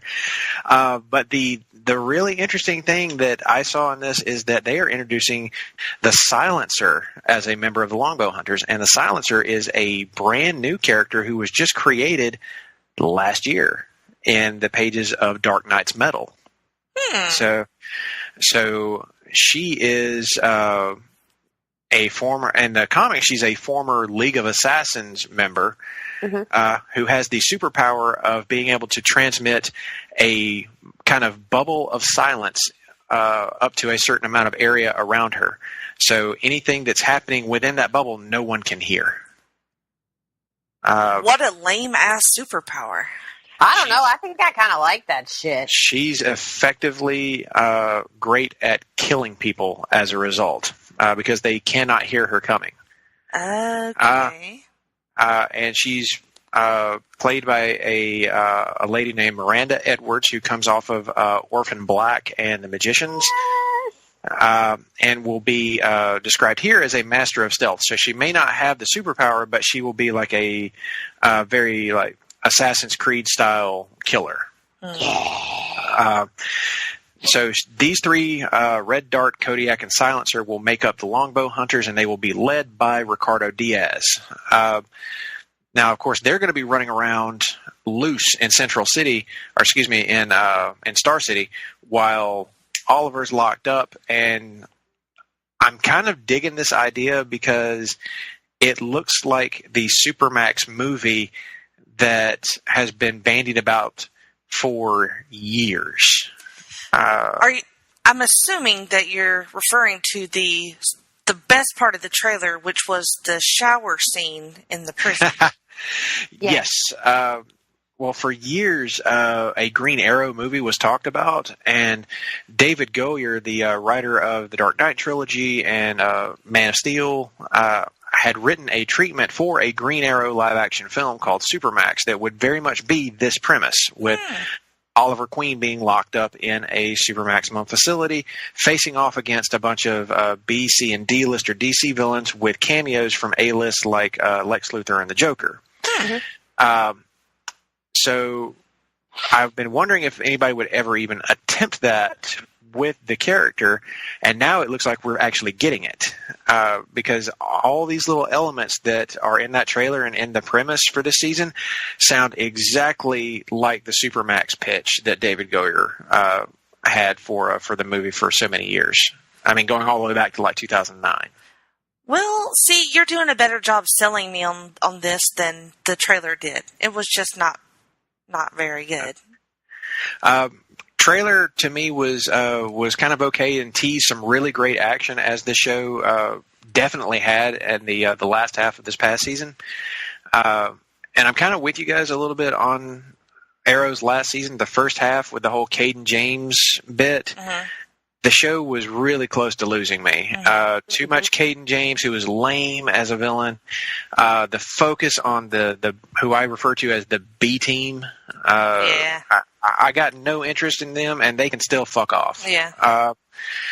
But with Colton Haynes coming back to play Arsenal, with more Diggle and Felicity, with Oliver like having the beard, looks like we're gonna finally get the goatee, and him like kicking ass hand to hand alongside, hopefully kind of alongside Bronze Tiger. And I've got my fingers crossed for a return of Deadshot and maybe Amanda Waller not being dead and a new Suicide Squad spinning out of this. I'm like, you got me. I'm still fully in on Arrow. Loving the idea of the Longbow Hunters. But Wild Dog, this version of like pretty much every version of Black Canary on this show, and Curtis can pretty much just go fuck themselves and get off my show, and just leave. Bring Thea back while we're at it, because I mean, hell, if you wanted a secondary team, Thea, Roy, and Diggle running around, that works. And then you have the Oliver and Felicity angle. I think you've got enough show there, especially with a great villain like Ricardo Diaz. You have plenty to work with. There's no need to have all these other people over here. But, I mean, the biggest loss that we have suffered for this coming up season is Paul Blackthorne. Oh, definitely. Him not coming back is going to be a real blow. And that's one of my biggest concerns, is not having Daddy Lance on the show, because he was a real presence and an invaluable like supporting character. So without him there, I do wonder what this means for the dynamic of not just the team, but just for the show as a whole. Yeah, I would agree with that. Miranda, what you think? Well, they haven't lost me yet. I know, Russell, you said they were starting to lose you. I'm hanging by a thread, to be honest. Really, the only thing that keeps me coming back is I really love individuals on this show. Yeah.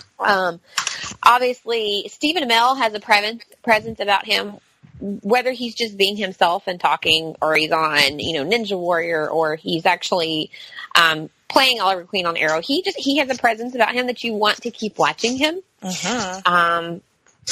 Well, not just because he looks really, really hot, but I mean, overall, I don't know, he just has a way of captivating you, because he looks like he's really genuine. Anytime he talks, he looks like he's genuine and he's knowledgeable about what he's talking about.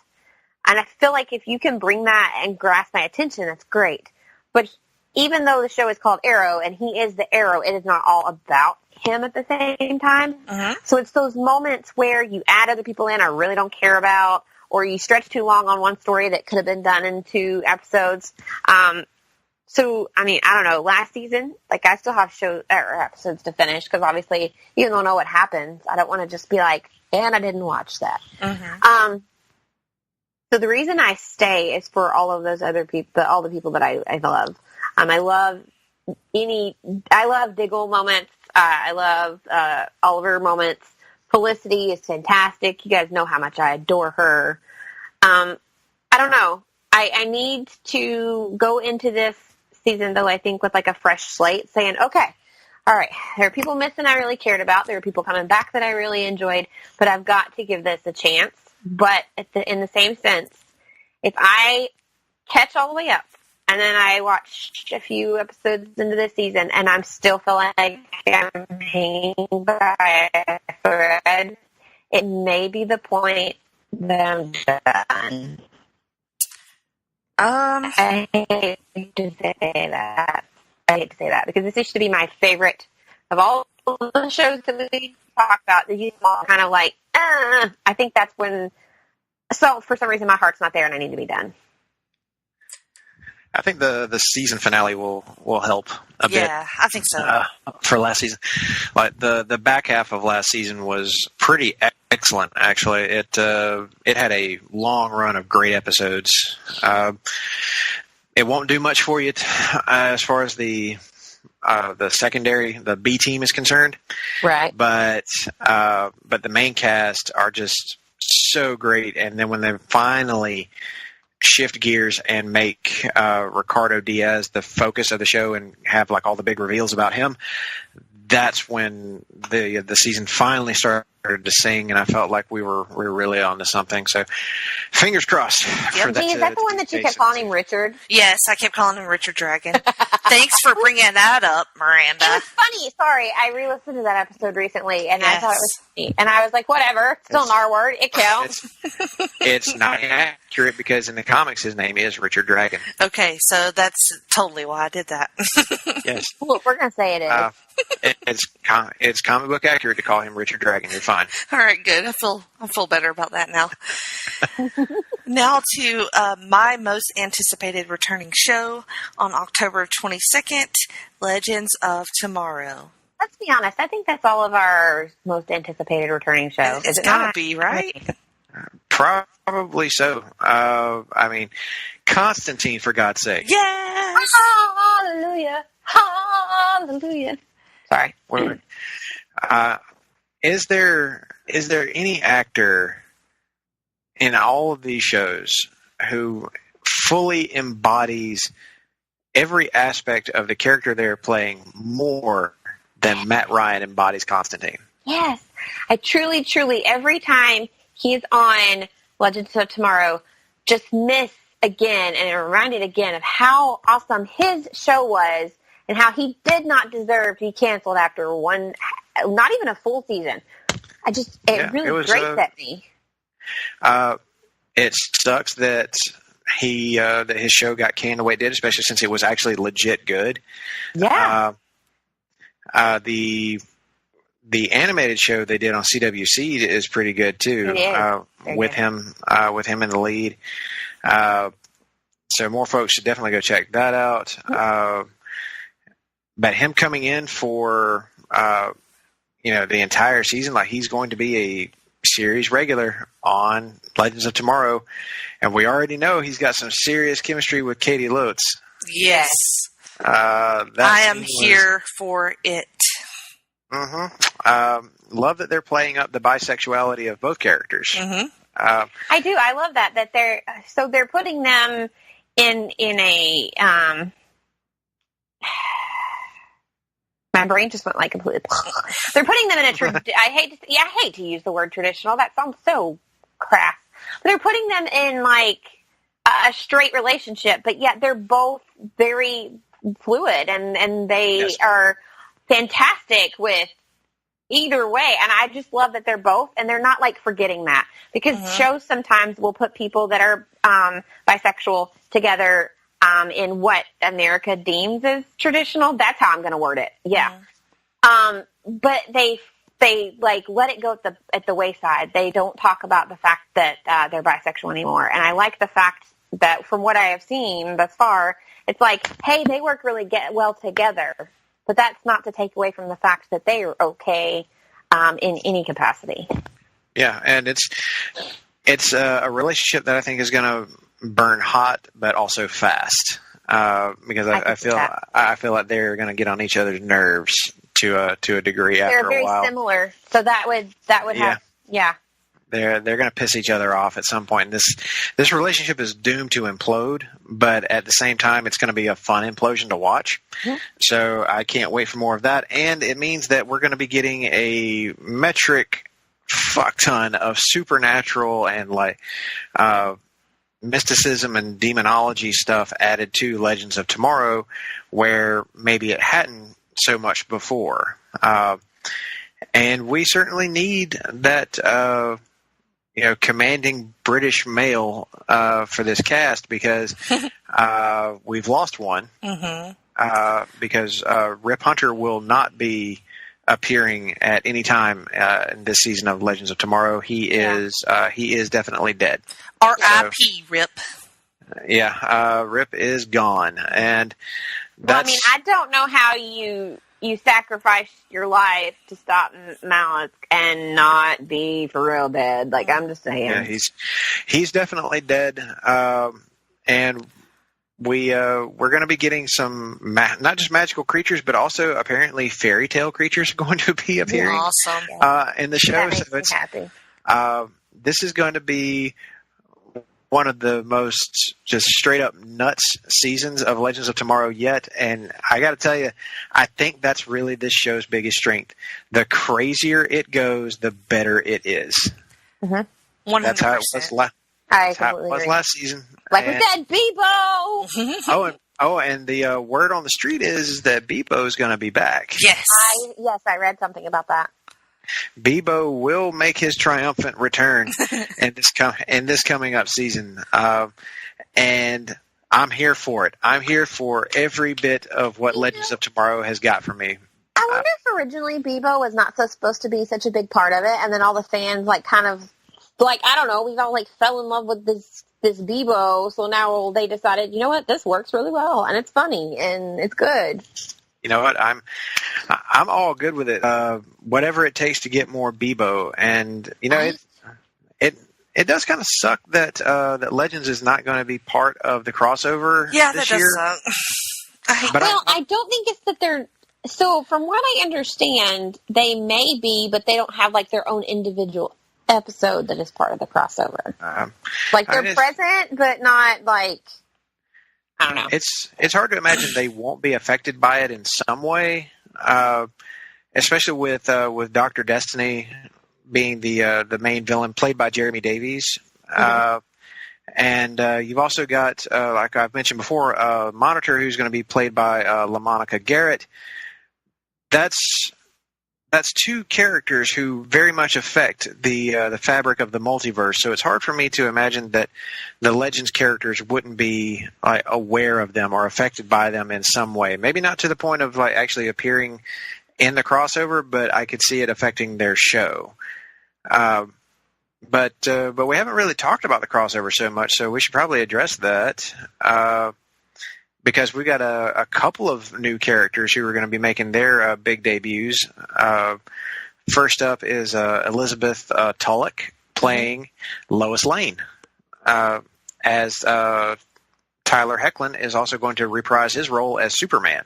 So we've got the CW DCU version of Lois Lane finally making her debut after being name dropped on Supergirl for like 3 seasons. Right.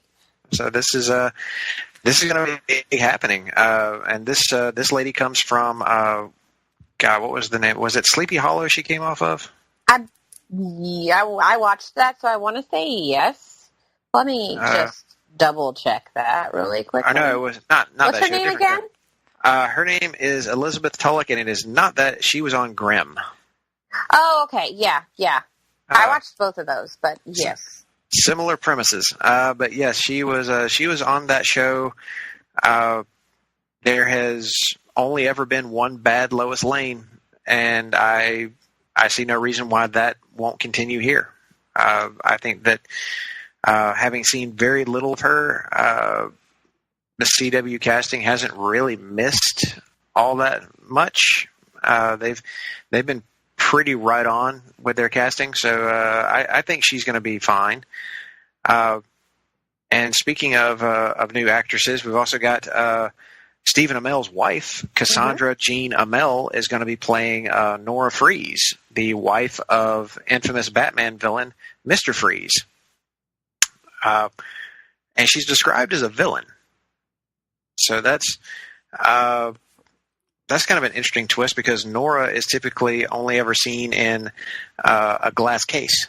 Pretty much, yep. Yeah, that's the only time we ever see her. So this idea, credit Nick Duke of the Hard Traveling Fanboys, seems like they could be gender swapping or at least reversing the roles of these two characters, where she's going to be the one in the freeze suit, and maybe Dr. Freeze is going to be on ice awaiting a cure for some like horrible disease. And I'm cool with that. That's a good pun. Oh my God! I wouldn't even fully intended. This show is over with. What the fuck just happened? Not. I am so punny. That was great. I Wow. approve. But we all know that that's not the big. These are not the two biggest happenings coming for the crossover. No. The biggest happening, the happening for the crossover, is we are getting Batwoman. She needs an introduction. Yes, she does. She's not boo that. Batwoman is played by Ruby Rose. Genius casting. I mean, Yes, just I tremendous. am totally at the table for this. Yes. I am right there with you. This chick is a badass, Yup. and I can't wait to see what she brings to the table for Batwoman. And the word on the street is, from the producers of the show, is that this is supposed to serve as a backdoor pilot for Batwoman's own solo series to premiere next season. God, I because hope they so. have said she is getting her own series. Yes. So I was confused when I looked at the list this year and was like, where be Batwoman? Batwoman is going to make her debut in the crossover for a setup for her own show coming up later. And and it's not just Batwoman, but Gotham City is going to be part of this crossover. So we are, we're in a whole new world, or a whole new part of the multiverse, as it were, I agree. to get all of this into one show. And I feel like, much like how Supergirl came in, is totally a show about her, with Superman only kind of existing on the outskirts. I feel like Batwoman may be a similar type of show but with Batman only being kind of ancillary, kind of on the edges of our view, before they ultimately introduce their own version of Batman to pop up here and there. I feel like we're at a point where it's only a matter of time. But this really is all about Batwoman making her live action debut, and what a time to be alive. This is going to be awesome. I can't wait to see how the suit works and to see Ruby Rose back in hand-to-hand combat. Because if you guys want a good example of that, go watch John Wick 2. Yep. She owns it in that movie. She's awesome.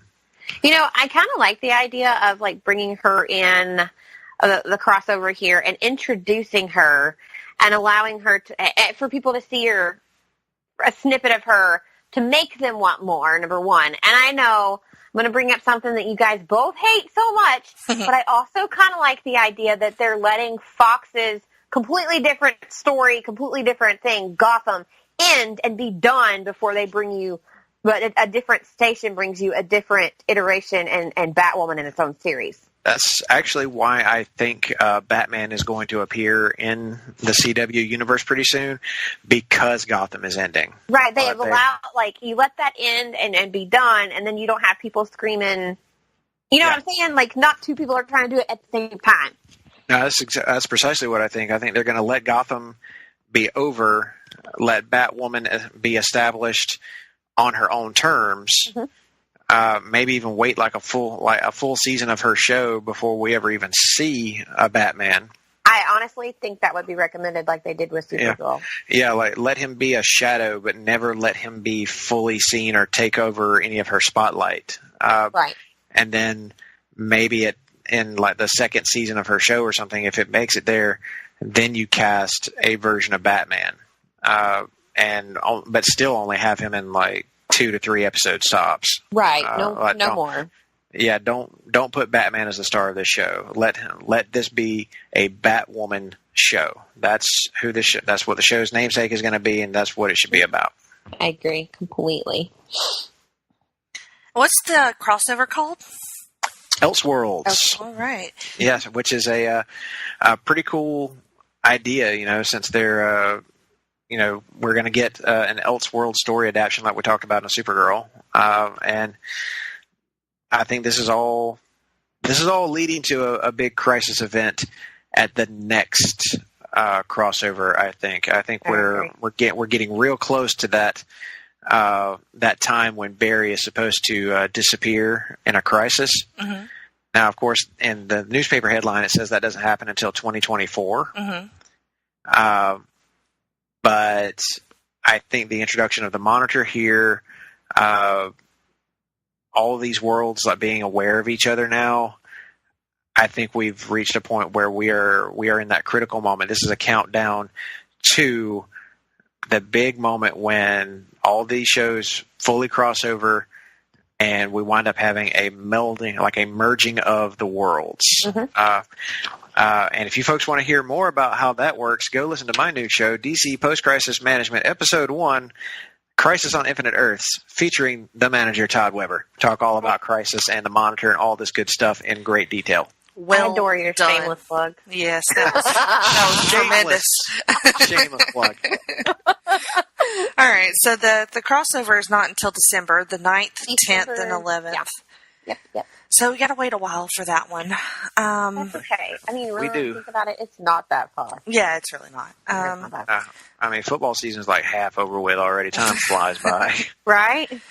So on the 25th of October, though, we have another new show premiering on the CW. And I don't know, Miranda, you might could talk a little bit about this one. It's called Legacies. I can. It is a spin-off of not just the Vampire Diaries, but also the originals, which, if you remember the episode where Jenny and I kind of discussed the ending of Vampire Diaries and talked about how well they did it, but they had a moment at the end of that, at the series finale, when they left a tiny door that could be opened there, per se. And that is exactly what they've done in the Legacies. So if you're familiar with the Vampire Diaries, at the ending of it, there was a school opened by Alaric Saltzman. What is the name of the school? It's named after the Salvatore brothers that were the main vampire characters on the CW, and I had the name pulled up and it's going to kill me. There it goes. Saboteur School for the Gifted, or the Young and Gifted. Essentially, it's going to be vampires, werewolf, witch bloodlines, things like that, obviously. So in the ending of Vampire Diaries and the originals, the Legacies is going to follow Hope Michelson, who is the daughter of Klaus and Haley. She's a descendant from she's actually the first ever, if I'm correct, tribe bred. So she's a vampire, werewolf, and a witch. She has all three bloodlines in her. This is going to be, yeah, it's possible. But this happens 2 years after the events of the originals. Somebody watched Underworld and said, "Here, hold my beer." Right? Watch this. The originals did really well. Like the way that they explained to you she's all three, they did a really good job. So it's 2 years after the events that ended the originals, and she's 17 years old, and she attends the school. And the school provides a haven for those different beings that you learned about in originals and Vampire Diaries. And it helps them to control their supernatural abilities and impulses that come with being a super, obviously. So I'm kind of excited to see where that goes. The only person that I am aware of at this point that is back from any of those shows is Alaric, played by Matthew Davis. And the girls that were the little twins that were the daughters of Alaric, that are witches. They're tiny little kids when they end, but they are also in the school, I'm assuming also about 17, 18 as well. So, I mean, it's a brief storyline. The trailer looked pretty good, but there's no real, in-depth synopsis of storyline. If you're familiar with the other two shows, you can kind of speculate where it's going to go and what's going to happen. So I'm pretty pleased with what I've seen so far. I definitely will be checking it out and checking in as a fan of both of those series. I just hope that door they left open and now they've given it to them, it works, Awesome. All right. Next, we have a couple of mid-season premieres. Yep.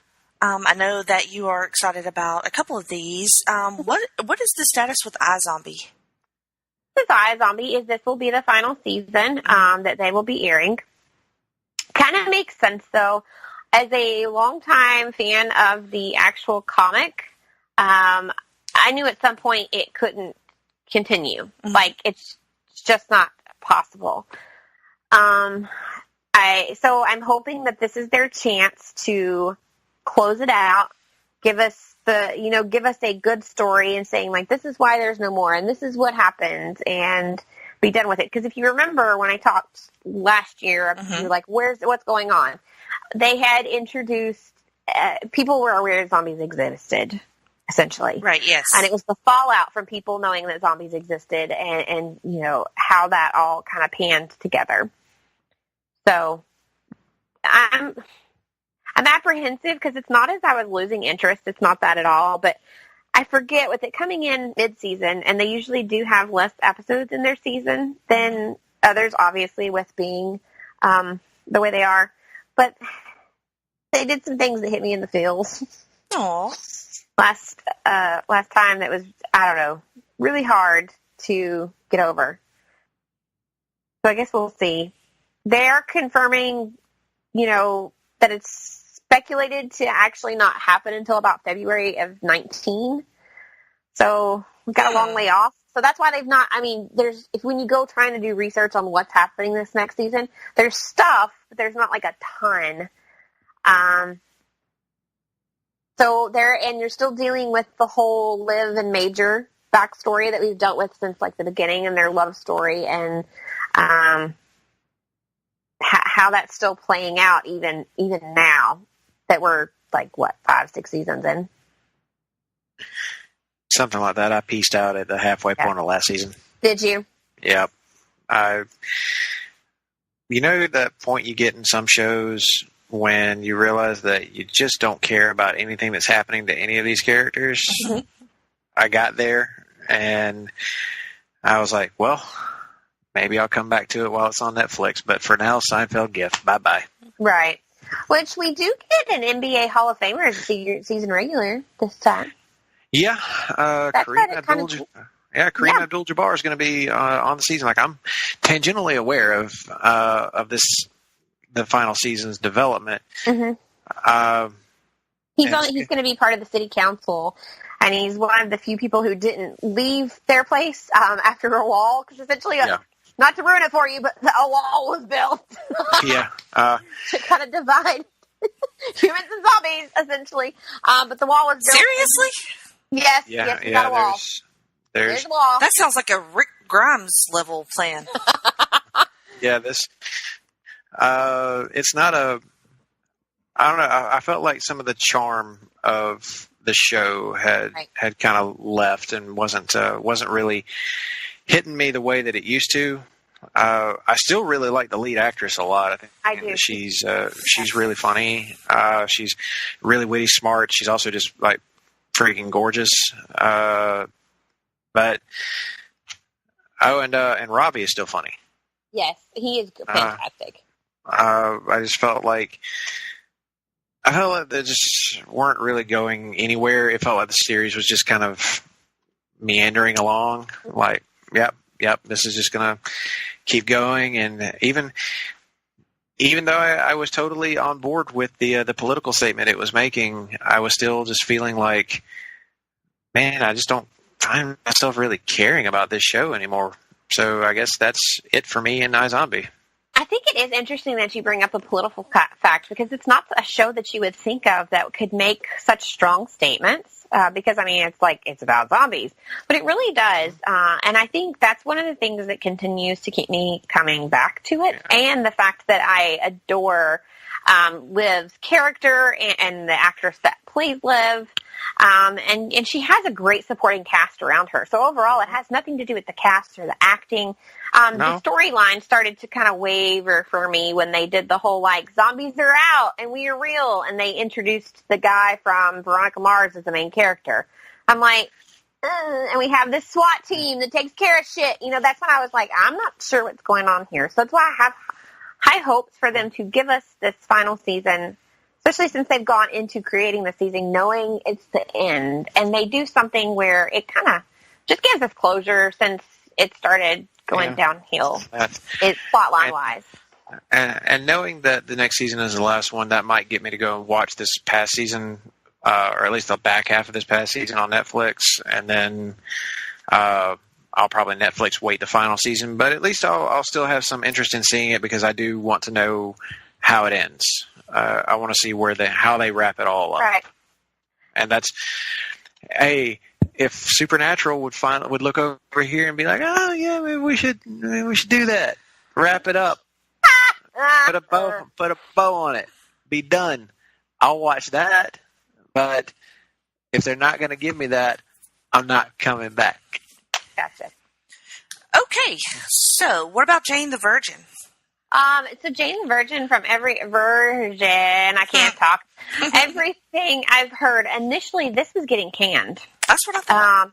Right, they were going to cancel it, and everybody, because they were like, oh, that was what we planned, that was our story, and everybody was like, are you fucking kidding me? If you haven't watched it, sorry, fast forward, I'm about to tell you what happens. So all the last season we dealt with Jane's mom, Zoe, she has cancer. And she's, Jane's mom and dad are together now. So Rogelio has this newborn baby that he has with the plot twist, another lady, which that had been planned before. It was one of those, they agreed to have this baby before him and Zoe got back together. So he's dealing with this newborn baby. She has cancer. Jane is finally kind of accepted the fate that happened to Michael a couple of seasons ago. She's raising her son on her own, which, if you remember, her son was not Michael's. That was it. It all stems from she was a virgin and that got inseminated when she was supposed to be just getting a pap smear. Mm-hmm. So she's now raising her son, and she is with the little boy's dad, who is Justin. I don't remember how to say his last name. His name's Raphael on the show, but Justin Galbani, who is fantastic. He's amazing. Gives some great inspirational speeches. He has a TED Talk, pretty fantastic. You should listen to. talks about how men should embrace emotions. Love it.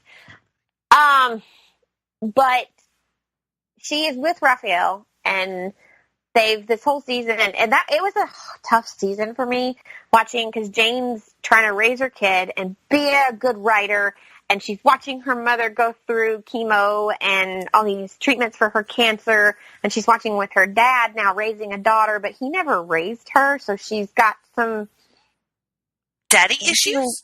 Well, yes and no. It's not that she has, because they have built a great relationship now. Mm-hmm. But how can you imagine if your father never raised you? You actually did have a relationship till you were in your 20s, and then all of a sudden, now you have a strong relationship, and you're watching him raise another child. That'd be hard for me.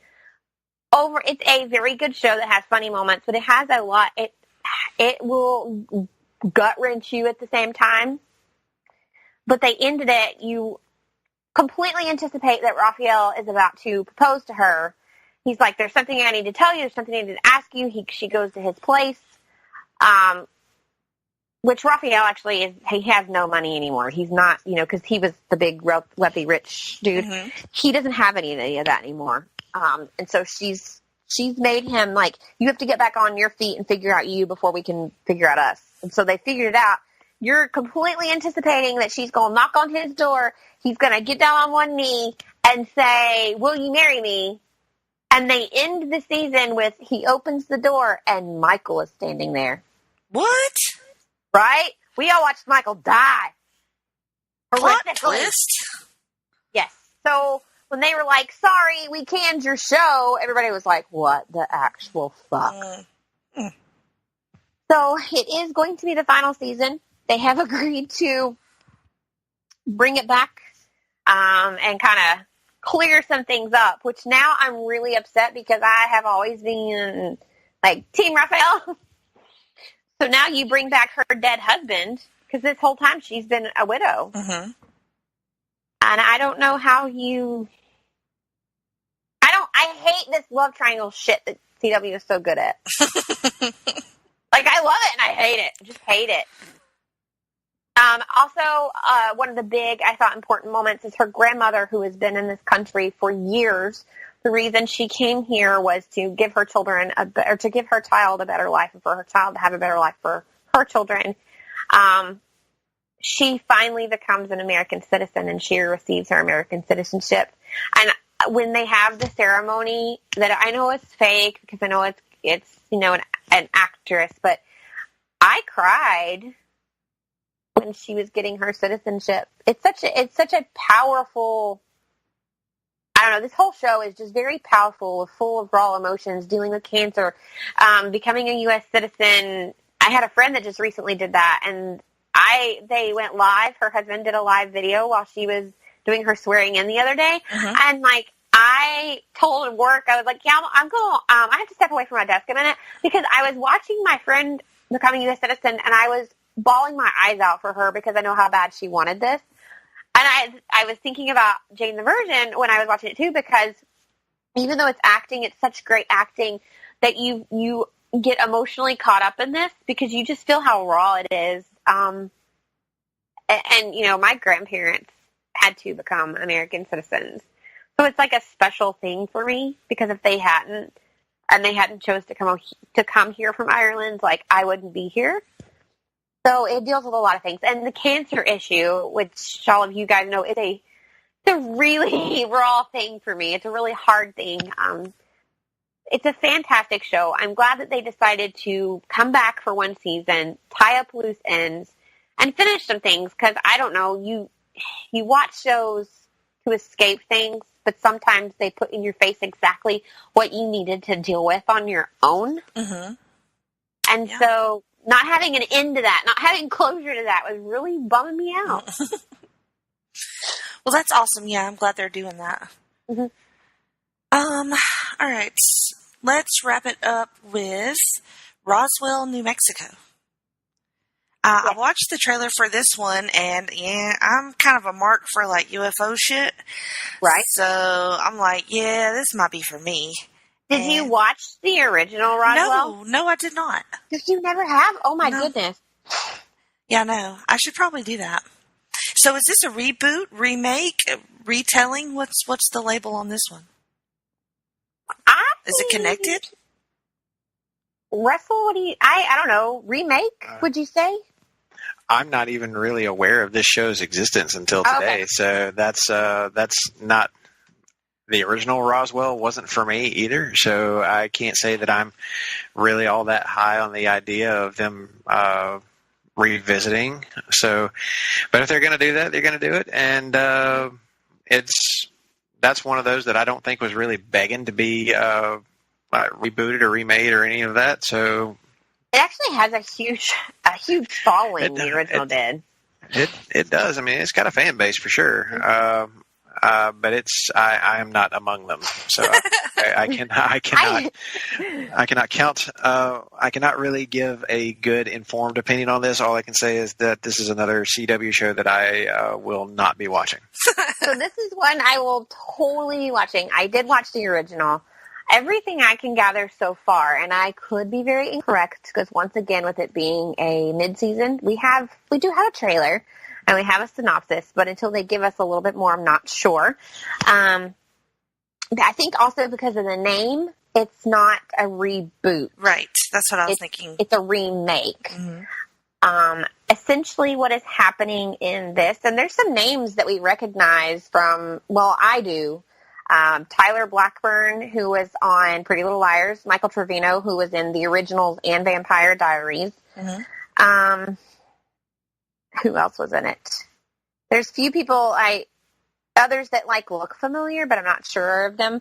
But the whole general idea of this show is that after a decade from being away from home, I am assuming she's going to be the main character, Liz, returns to Roswell. She's coming back because she has to take care of her father, who is ailing. From what I'm not sure. When she gets there, obviously she reconnects with people that she went to high school with, particularly her crush, Max. He's now a police officer, which kind of feel like we've done that before. Their chemistry is supposed to be really good, and at least that's what it says. But she learns kind of shocking things about Max. And apparently Max is supposed to be an alien. Him and his siblings are aliens who have kept their abilities secret their whole lives. All right. Yeah, I'm in for that. Yeah. So she learns about it, obviously, at some point. She has to try to keep a secret, too, or decide how she feels about all this. But I guess in keeping the secret from, friends and feeling how she goes with this, you're also, there's that long-standing government conspiracy and politics that surround being from Roswell and being in Roswell. So I guess we're going to get some conspiracy theories. We're also probably going to get the whole CW love triangle, keeping secrets from friends thing, obviously. Yeah, and it's, according to the Wikipedia page, this is the second series to be adapted from the Roswell High books, which, yes, this is I never read the books, though. It's this is tied into the original Roswell series. It even uses the same font for its title card. So that's as much as I can glean from the Wikipedia page. Mm-hmm. Which, I have a love-hate relationship with Wikipedia because it gives some good information, but since just anybody can update, give, you never know what to take with a grain of salt and what to, Well, it is an adaptation of the Roswell High books, and its use of the same font of the original show for its title cards says that it is related in some way. All right, it's all based on the same material. Okay, so maybe just like Charmed and more of a remake than a reboot, I think that's probably the direction they're headed, is more remake rather than reboot. But of this season, I think Charmed is going to be the one to succeed. I agree. Oh, yeah. I do agree. Although I think I prefer aliens to witches, but that's neither here nor there. See, and you do. You prefer aliens to witches, and I prefer witches. That's. I think it's just part of a personal preference thing. Oh yeah, for sure. All right. Anything else that you guys want to say about the slate of TV shows for CW? I don't know how I'm going to keep up with all of it, but I'm going to do my damnedest to stay up on all my DC shows. I mean, that's all other shows become secondary to those once the season starts. Mm-hmm. Pretty much. Which I have already started some of the new shows because of how they aired. Mm-hmm. Pretty good. So now I'm like, oh, what the fuck? I need another DVR. I need a separate one. Plus, just the time to watch it all, That is true, which I will say. Yeah, that would be nice. I'm very extremely thankful. Like, I still have to super focus at work. But with my promotion, unless it's a show I really have to... Okay, there's shows that, like, you cannot do anything else while you watch. Yep. Like, you cannot. So unless it's one of those, with the promotion I took, I don't have to have headphones on my head all day and talking to other people all day. So I can somewhat multitask. So that's awesome. It is nice. So I have actually been getting through some of the new things that have already come out because, I have discovered there are a couple of shows that I have started that you can't do that. I can't do it with. Mm-hmm. I have to wait and watch them when I'm not working. Because I also have to really pay attention to what I'm doing at work, or I could easily screw something up for somebody. And we're talking about people getting a job here. Yeah, that's way more important than, American Horror Story or some shit. Well, I don't do American Horror Story. I know. We do Wednesday night watch parties now. That's become a thing at my house. Yes, I know. Wednesday night watch parties. All right. Miranda, what time is it? Brought to you by NPR. This is Jenny cannot not laugh when I do my NPR voice. That was a giggle. Russell, you first. You go first, sir. Oh, as the guest. Well, since it's CWDCU season, I got to go to, I think, my current favorite of the DCU, one Miss Lena Luthor. Why did I know you were going to say that? Because I hinted at it before. No, because you hint at it all the time. Yeah. Cannot deny she wears those dresses. Yes, she does. By the way, did you guys know that Googling nerd eye candy is a thing? Did not. You totally can. Is it just a picture of you? That would be awesome. That would be awesome. Put it in Wikipedia. Creator of Nerd Eye Candy segments on Geek and Sassy, Miranda Berthold. Sorry. Anyway. File for a patent. All right, so mine. Yes, Jeannie, it's your turn. Also inspired by DC, but it's inspired by the rewatch that I'm doing on the DC Universe app, which I talked about last time. To get that. So my Nerd Eye Candy will be the combination of Dean Cain and Terry Hatcher. Ooh, nice combo. Because even in these watches where it's still dated, like it's really dated, but their chemistry and connection is just so... I mean, it's just so beautiful. And they're both just so good at what they're doing. And the show is just so, it's timeless for me. Like, okay. Go ahead. Is it too late for me to switch my pick to Lane Smith because because he's totally got BDE? You're not wrong. You're not wrong. You think about that. Perry White's walking around like he knows what he's working with. He's swinging a hammer for sure. Oh my God, guys! Oh my God! Never mind. It made me think of something. So there's this author that I follow that she wrote a book called Sweatpants Season, and it's all about being able to figure out what guys have in what they're carrying because a lot don't wear underwear when they are wearing sweatpants. I'm a fan of this season. I'll just say, I think that more people should wear sweatpants, and I might be alone in that, but what's happening right now? I know, right? You love us, so you are okay with this. You're not sure that you're okay with now having this image in your head, but you're okay with this conversation because you love us. Well, the image of me wearing sweatpants, well,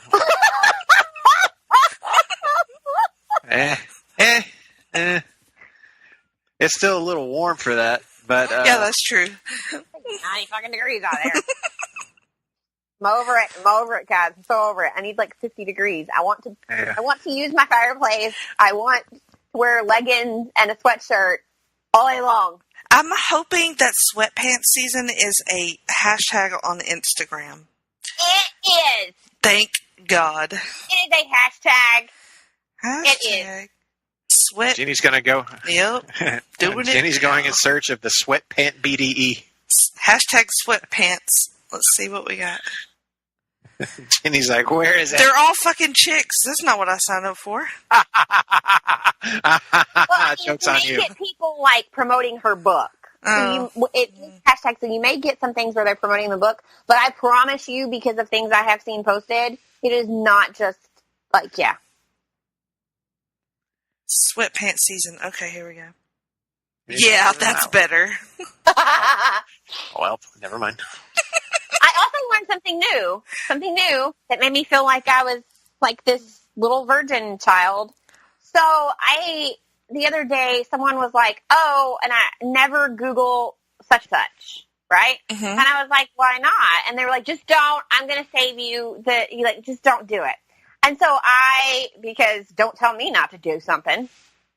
So I Googled it, and I was like, I don't know what she's talking about. I don't get anything bad. Like, I get nothing bad. And so my friend was like, well, when you're searching, are you in a private browser, or are you just, like, using Safari? And I was like, because, on your phone, right? Mm-hmm. So I'm like, I don't use a private browser. I don't have any reason for my phone not to save what I search. Like, I'm That's like, ridiculous, but continue. Well, never mind. Anyway. Hey, I am not ashamed of anything I search, okay? Oh, you're right. Anyway, so I was like, no, I don't use private browser. I'm not worried about, like, my husband picking up my phone or anything like that. And he was like, go to private browser and search the same word. And he had to explain what the word was, too, because I didn't know. So I Googled it, and I was like,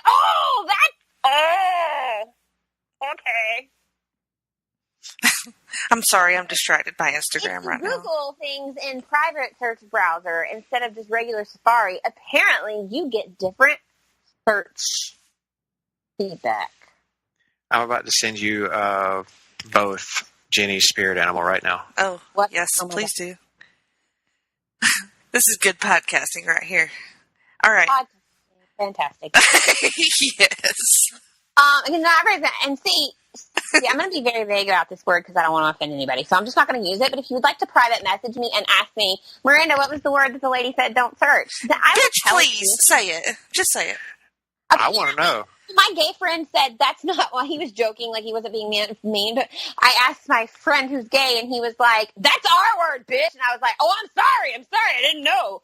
But it's a twink, and it's like a description of, apparently there's like a twink, a bear, and I don't remember what all it is, so I'm not going to guess to get it wrong and piss people off here. But it's like body descriptions for gay men. So like a twink would be like slim, slender, skinny, hairless. Yeah, I got you. Yeah, I didn't know that. But she was like, don't Google search it because you'll get like things that maybe you didn't want to see or maybe you do want to see. And I was like, so when you search that word in just random browser, like your regular like Safari, you don't get anything bad. You don't. Well, it's not bad. I mean, it's not bad, but you don't get anything that like some people may not want to see that at all. Do you know what I'm saying? So I think that's what she's getting at. But well, then they shouldn't be fucking Googling it then. This is right, but I didn't care, and I was like, what's so bad about this? So I had to Google it. Okay. Reasonably sure if you Google bear, you're going to get a bunch of pictures of the animal, a bear. That's what's going to come up. And when I think of trees, that's not what I think of, so, like... you get other things. Anyway, so yeah. I was looking for pictures of large, hairy gay men, and all I got was this picture of a grizzly. Well, I think I told the story on here. Google lied to me. And my dad accidentally got into... Google right now. Yep. killing me, Small. You're killing me. Can I change my answer to... No! You both can't change your answer. No, I'm not changing my answer. I'm totally not changing my answer. I'm just saying that Lane Smith deserves some Nerd Eye candy because we lost him years ago, but he was still the greatest Perry White of all time. Agree. I give you that. All right, who's your Nerd Eye candy? Well, my Nerd Eye candy also comes from the CW greatness. I'm going to go with one Matthew Davis, a.k.a. Alaric Saltzman. Who is this guy? I have no idea who this is. Are you freaking kidding me, guys? Nope. Both suck balls. What is he from? Vampire Diaries, the originals. He's going to be on Legacy. Oh, okay. It's Alaric Saltzman. Okay. Said that like a bunch of times. Caden. Okay, Caden, who are not listening to me. What? He was also on What About Ryan and Damages, and he's been in some CSI. He was on the show Cult. Oh yeah, he cute. I'll admit I tuned out as soon as you said Vampire Diaries. He was also on Legally Blonde, by the way. Oh yeah, That's not helping. Legally Blonde is good, and you know it. I liked the movie. I thought it was funny. I thought that first movie was funny. Yes, it's Reese Witherspoon is legit funny. He's Warner. He's Warner from Legally Blonde. Yeah, he's that guy. Yes. I still can't picture him, but just Google bear and he'll be right there. Oh dear Jesus! Wait a minute. I'm not gonna go there.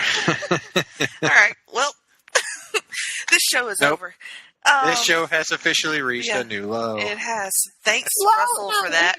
You're very welcome. That's what I'm here for. Exactly. Well, you already plugged your shit earlier, but you have at least 25 different shows now. So go ahead and tell us about that. Well, you guys already know about the DC show. Talked about that one earlier. I'm also a member of the Sarcastic Four on the Marvel Age podcast. You can check us out twice a month. We're doing a deep dive onto Marvel Comics history, looking at a list created by the Comic Book Herald that goes from 1961 all the way to the modern day. And it's been a hell of a ride so far. We're up to 1968 now. We're currently working on that one. You can catch me occasionally on Marvel Age Masterclass with Ben Morse. And if you want to follow my goofy ass on Twitter, you can at me at Russell_Sellers and listen to all my weird and funny, not really, comic book opinions and get a bunch of retweets and plugs for all the other great PTBN comics and PTBN pop shows such as Geek and Sassy and Talkin' Pop, which I absolutely love. Well, thank you. And Freak Out Drive-In, which is hell of a show so far and really great for the Halloween season right now. Love it. Jenny, I hope you got another episode coming soon on that. I do, and thank you for plugging your shit and then stealing all of my plugs for my shows. I appreciate that so much. I'm not plugging your shows. I am merely saying that I enjoy them. Well, I appreciate that. But you can follow me at Jenny Cruz 2814 on Twitter and listen to Talkin' Pop and Freak Out Drive-In. Miranda, what you got? So you can find us collectively on the Facebook, Instagram, and Twitter feeds there. My brain just went completely dead. This is what medication does to you people. Oh, also, I got a new phone, so I don't know our Twitter, so you'll have to, hook me up with that again. I wondered why you weren't replying to anything, and I was. Yeah. I was like, okay, I guess I do this for us. Sure. Sorry. Go ahead. You know what? This is how medicated I am. I almost just gave you the password to our Twitter here live. Yeah. Things about to get real interesting on Twitter. You can... Don't be sliding up in our DMs. Oh, Jesus. No, we're just going to post up a bunch of pictures of bears. Geek and Sassy feed is nothing but grizzlies from now on. And pandas. And koalas. And twinks. Those aren't real bears. And pictures of the character Twink. Okay, anyway. Tweet those to @momsanderd. No, don't tweet those to Mom's Nerd. I do like bears, though. Like the animal. Me too, baby. Animal. Anyway, I'm also on Facebook, Instagram, and Twitter at Mom's Nerd. More so on Instagram and the Facebook. I'm bad with Twitter. I got you. I tweet lots of when I get achievements in Warcraft. Yeah, you do. I do. I tweet my achievements because bitches, I be proud of them. I'm real proud of my Warcraft achievements. All right, so the next Geek and Sassy will have another guest, but it won't be until a couple weeks. So get caught up on our last 3 episodes, including this one, and then we will see you next time. Thank you for listening. Welcome for talking.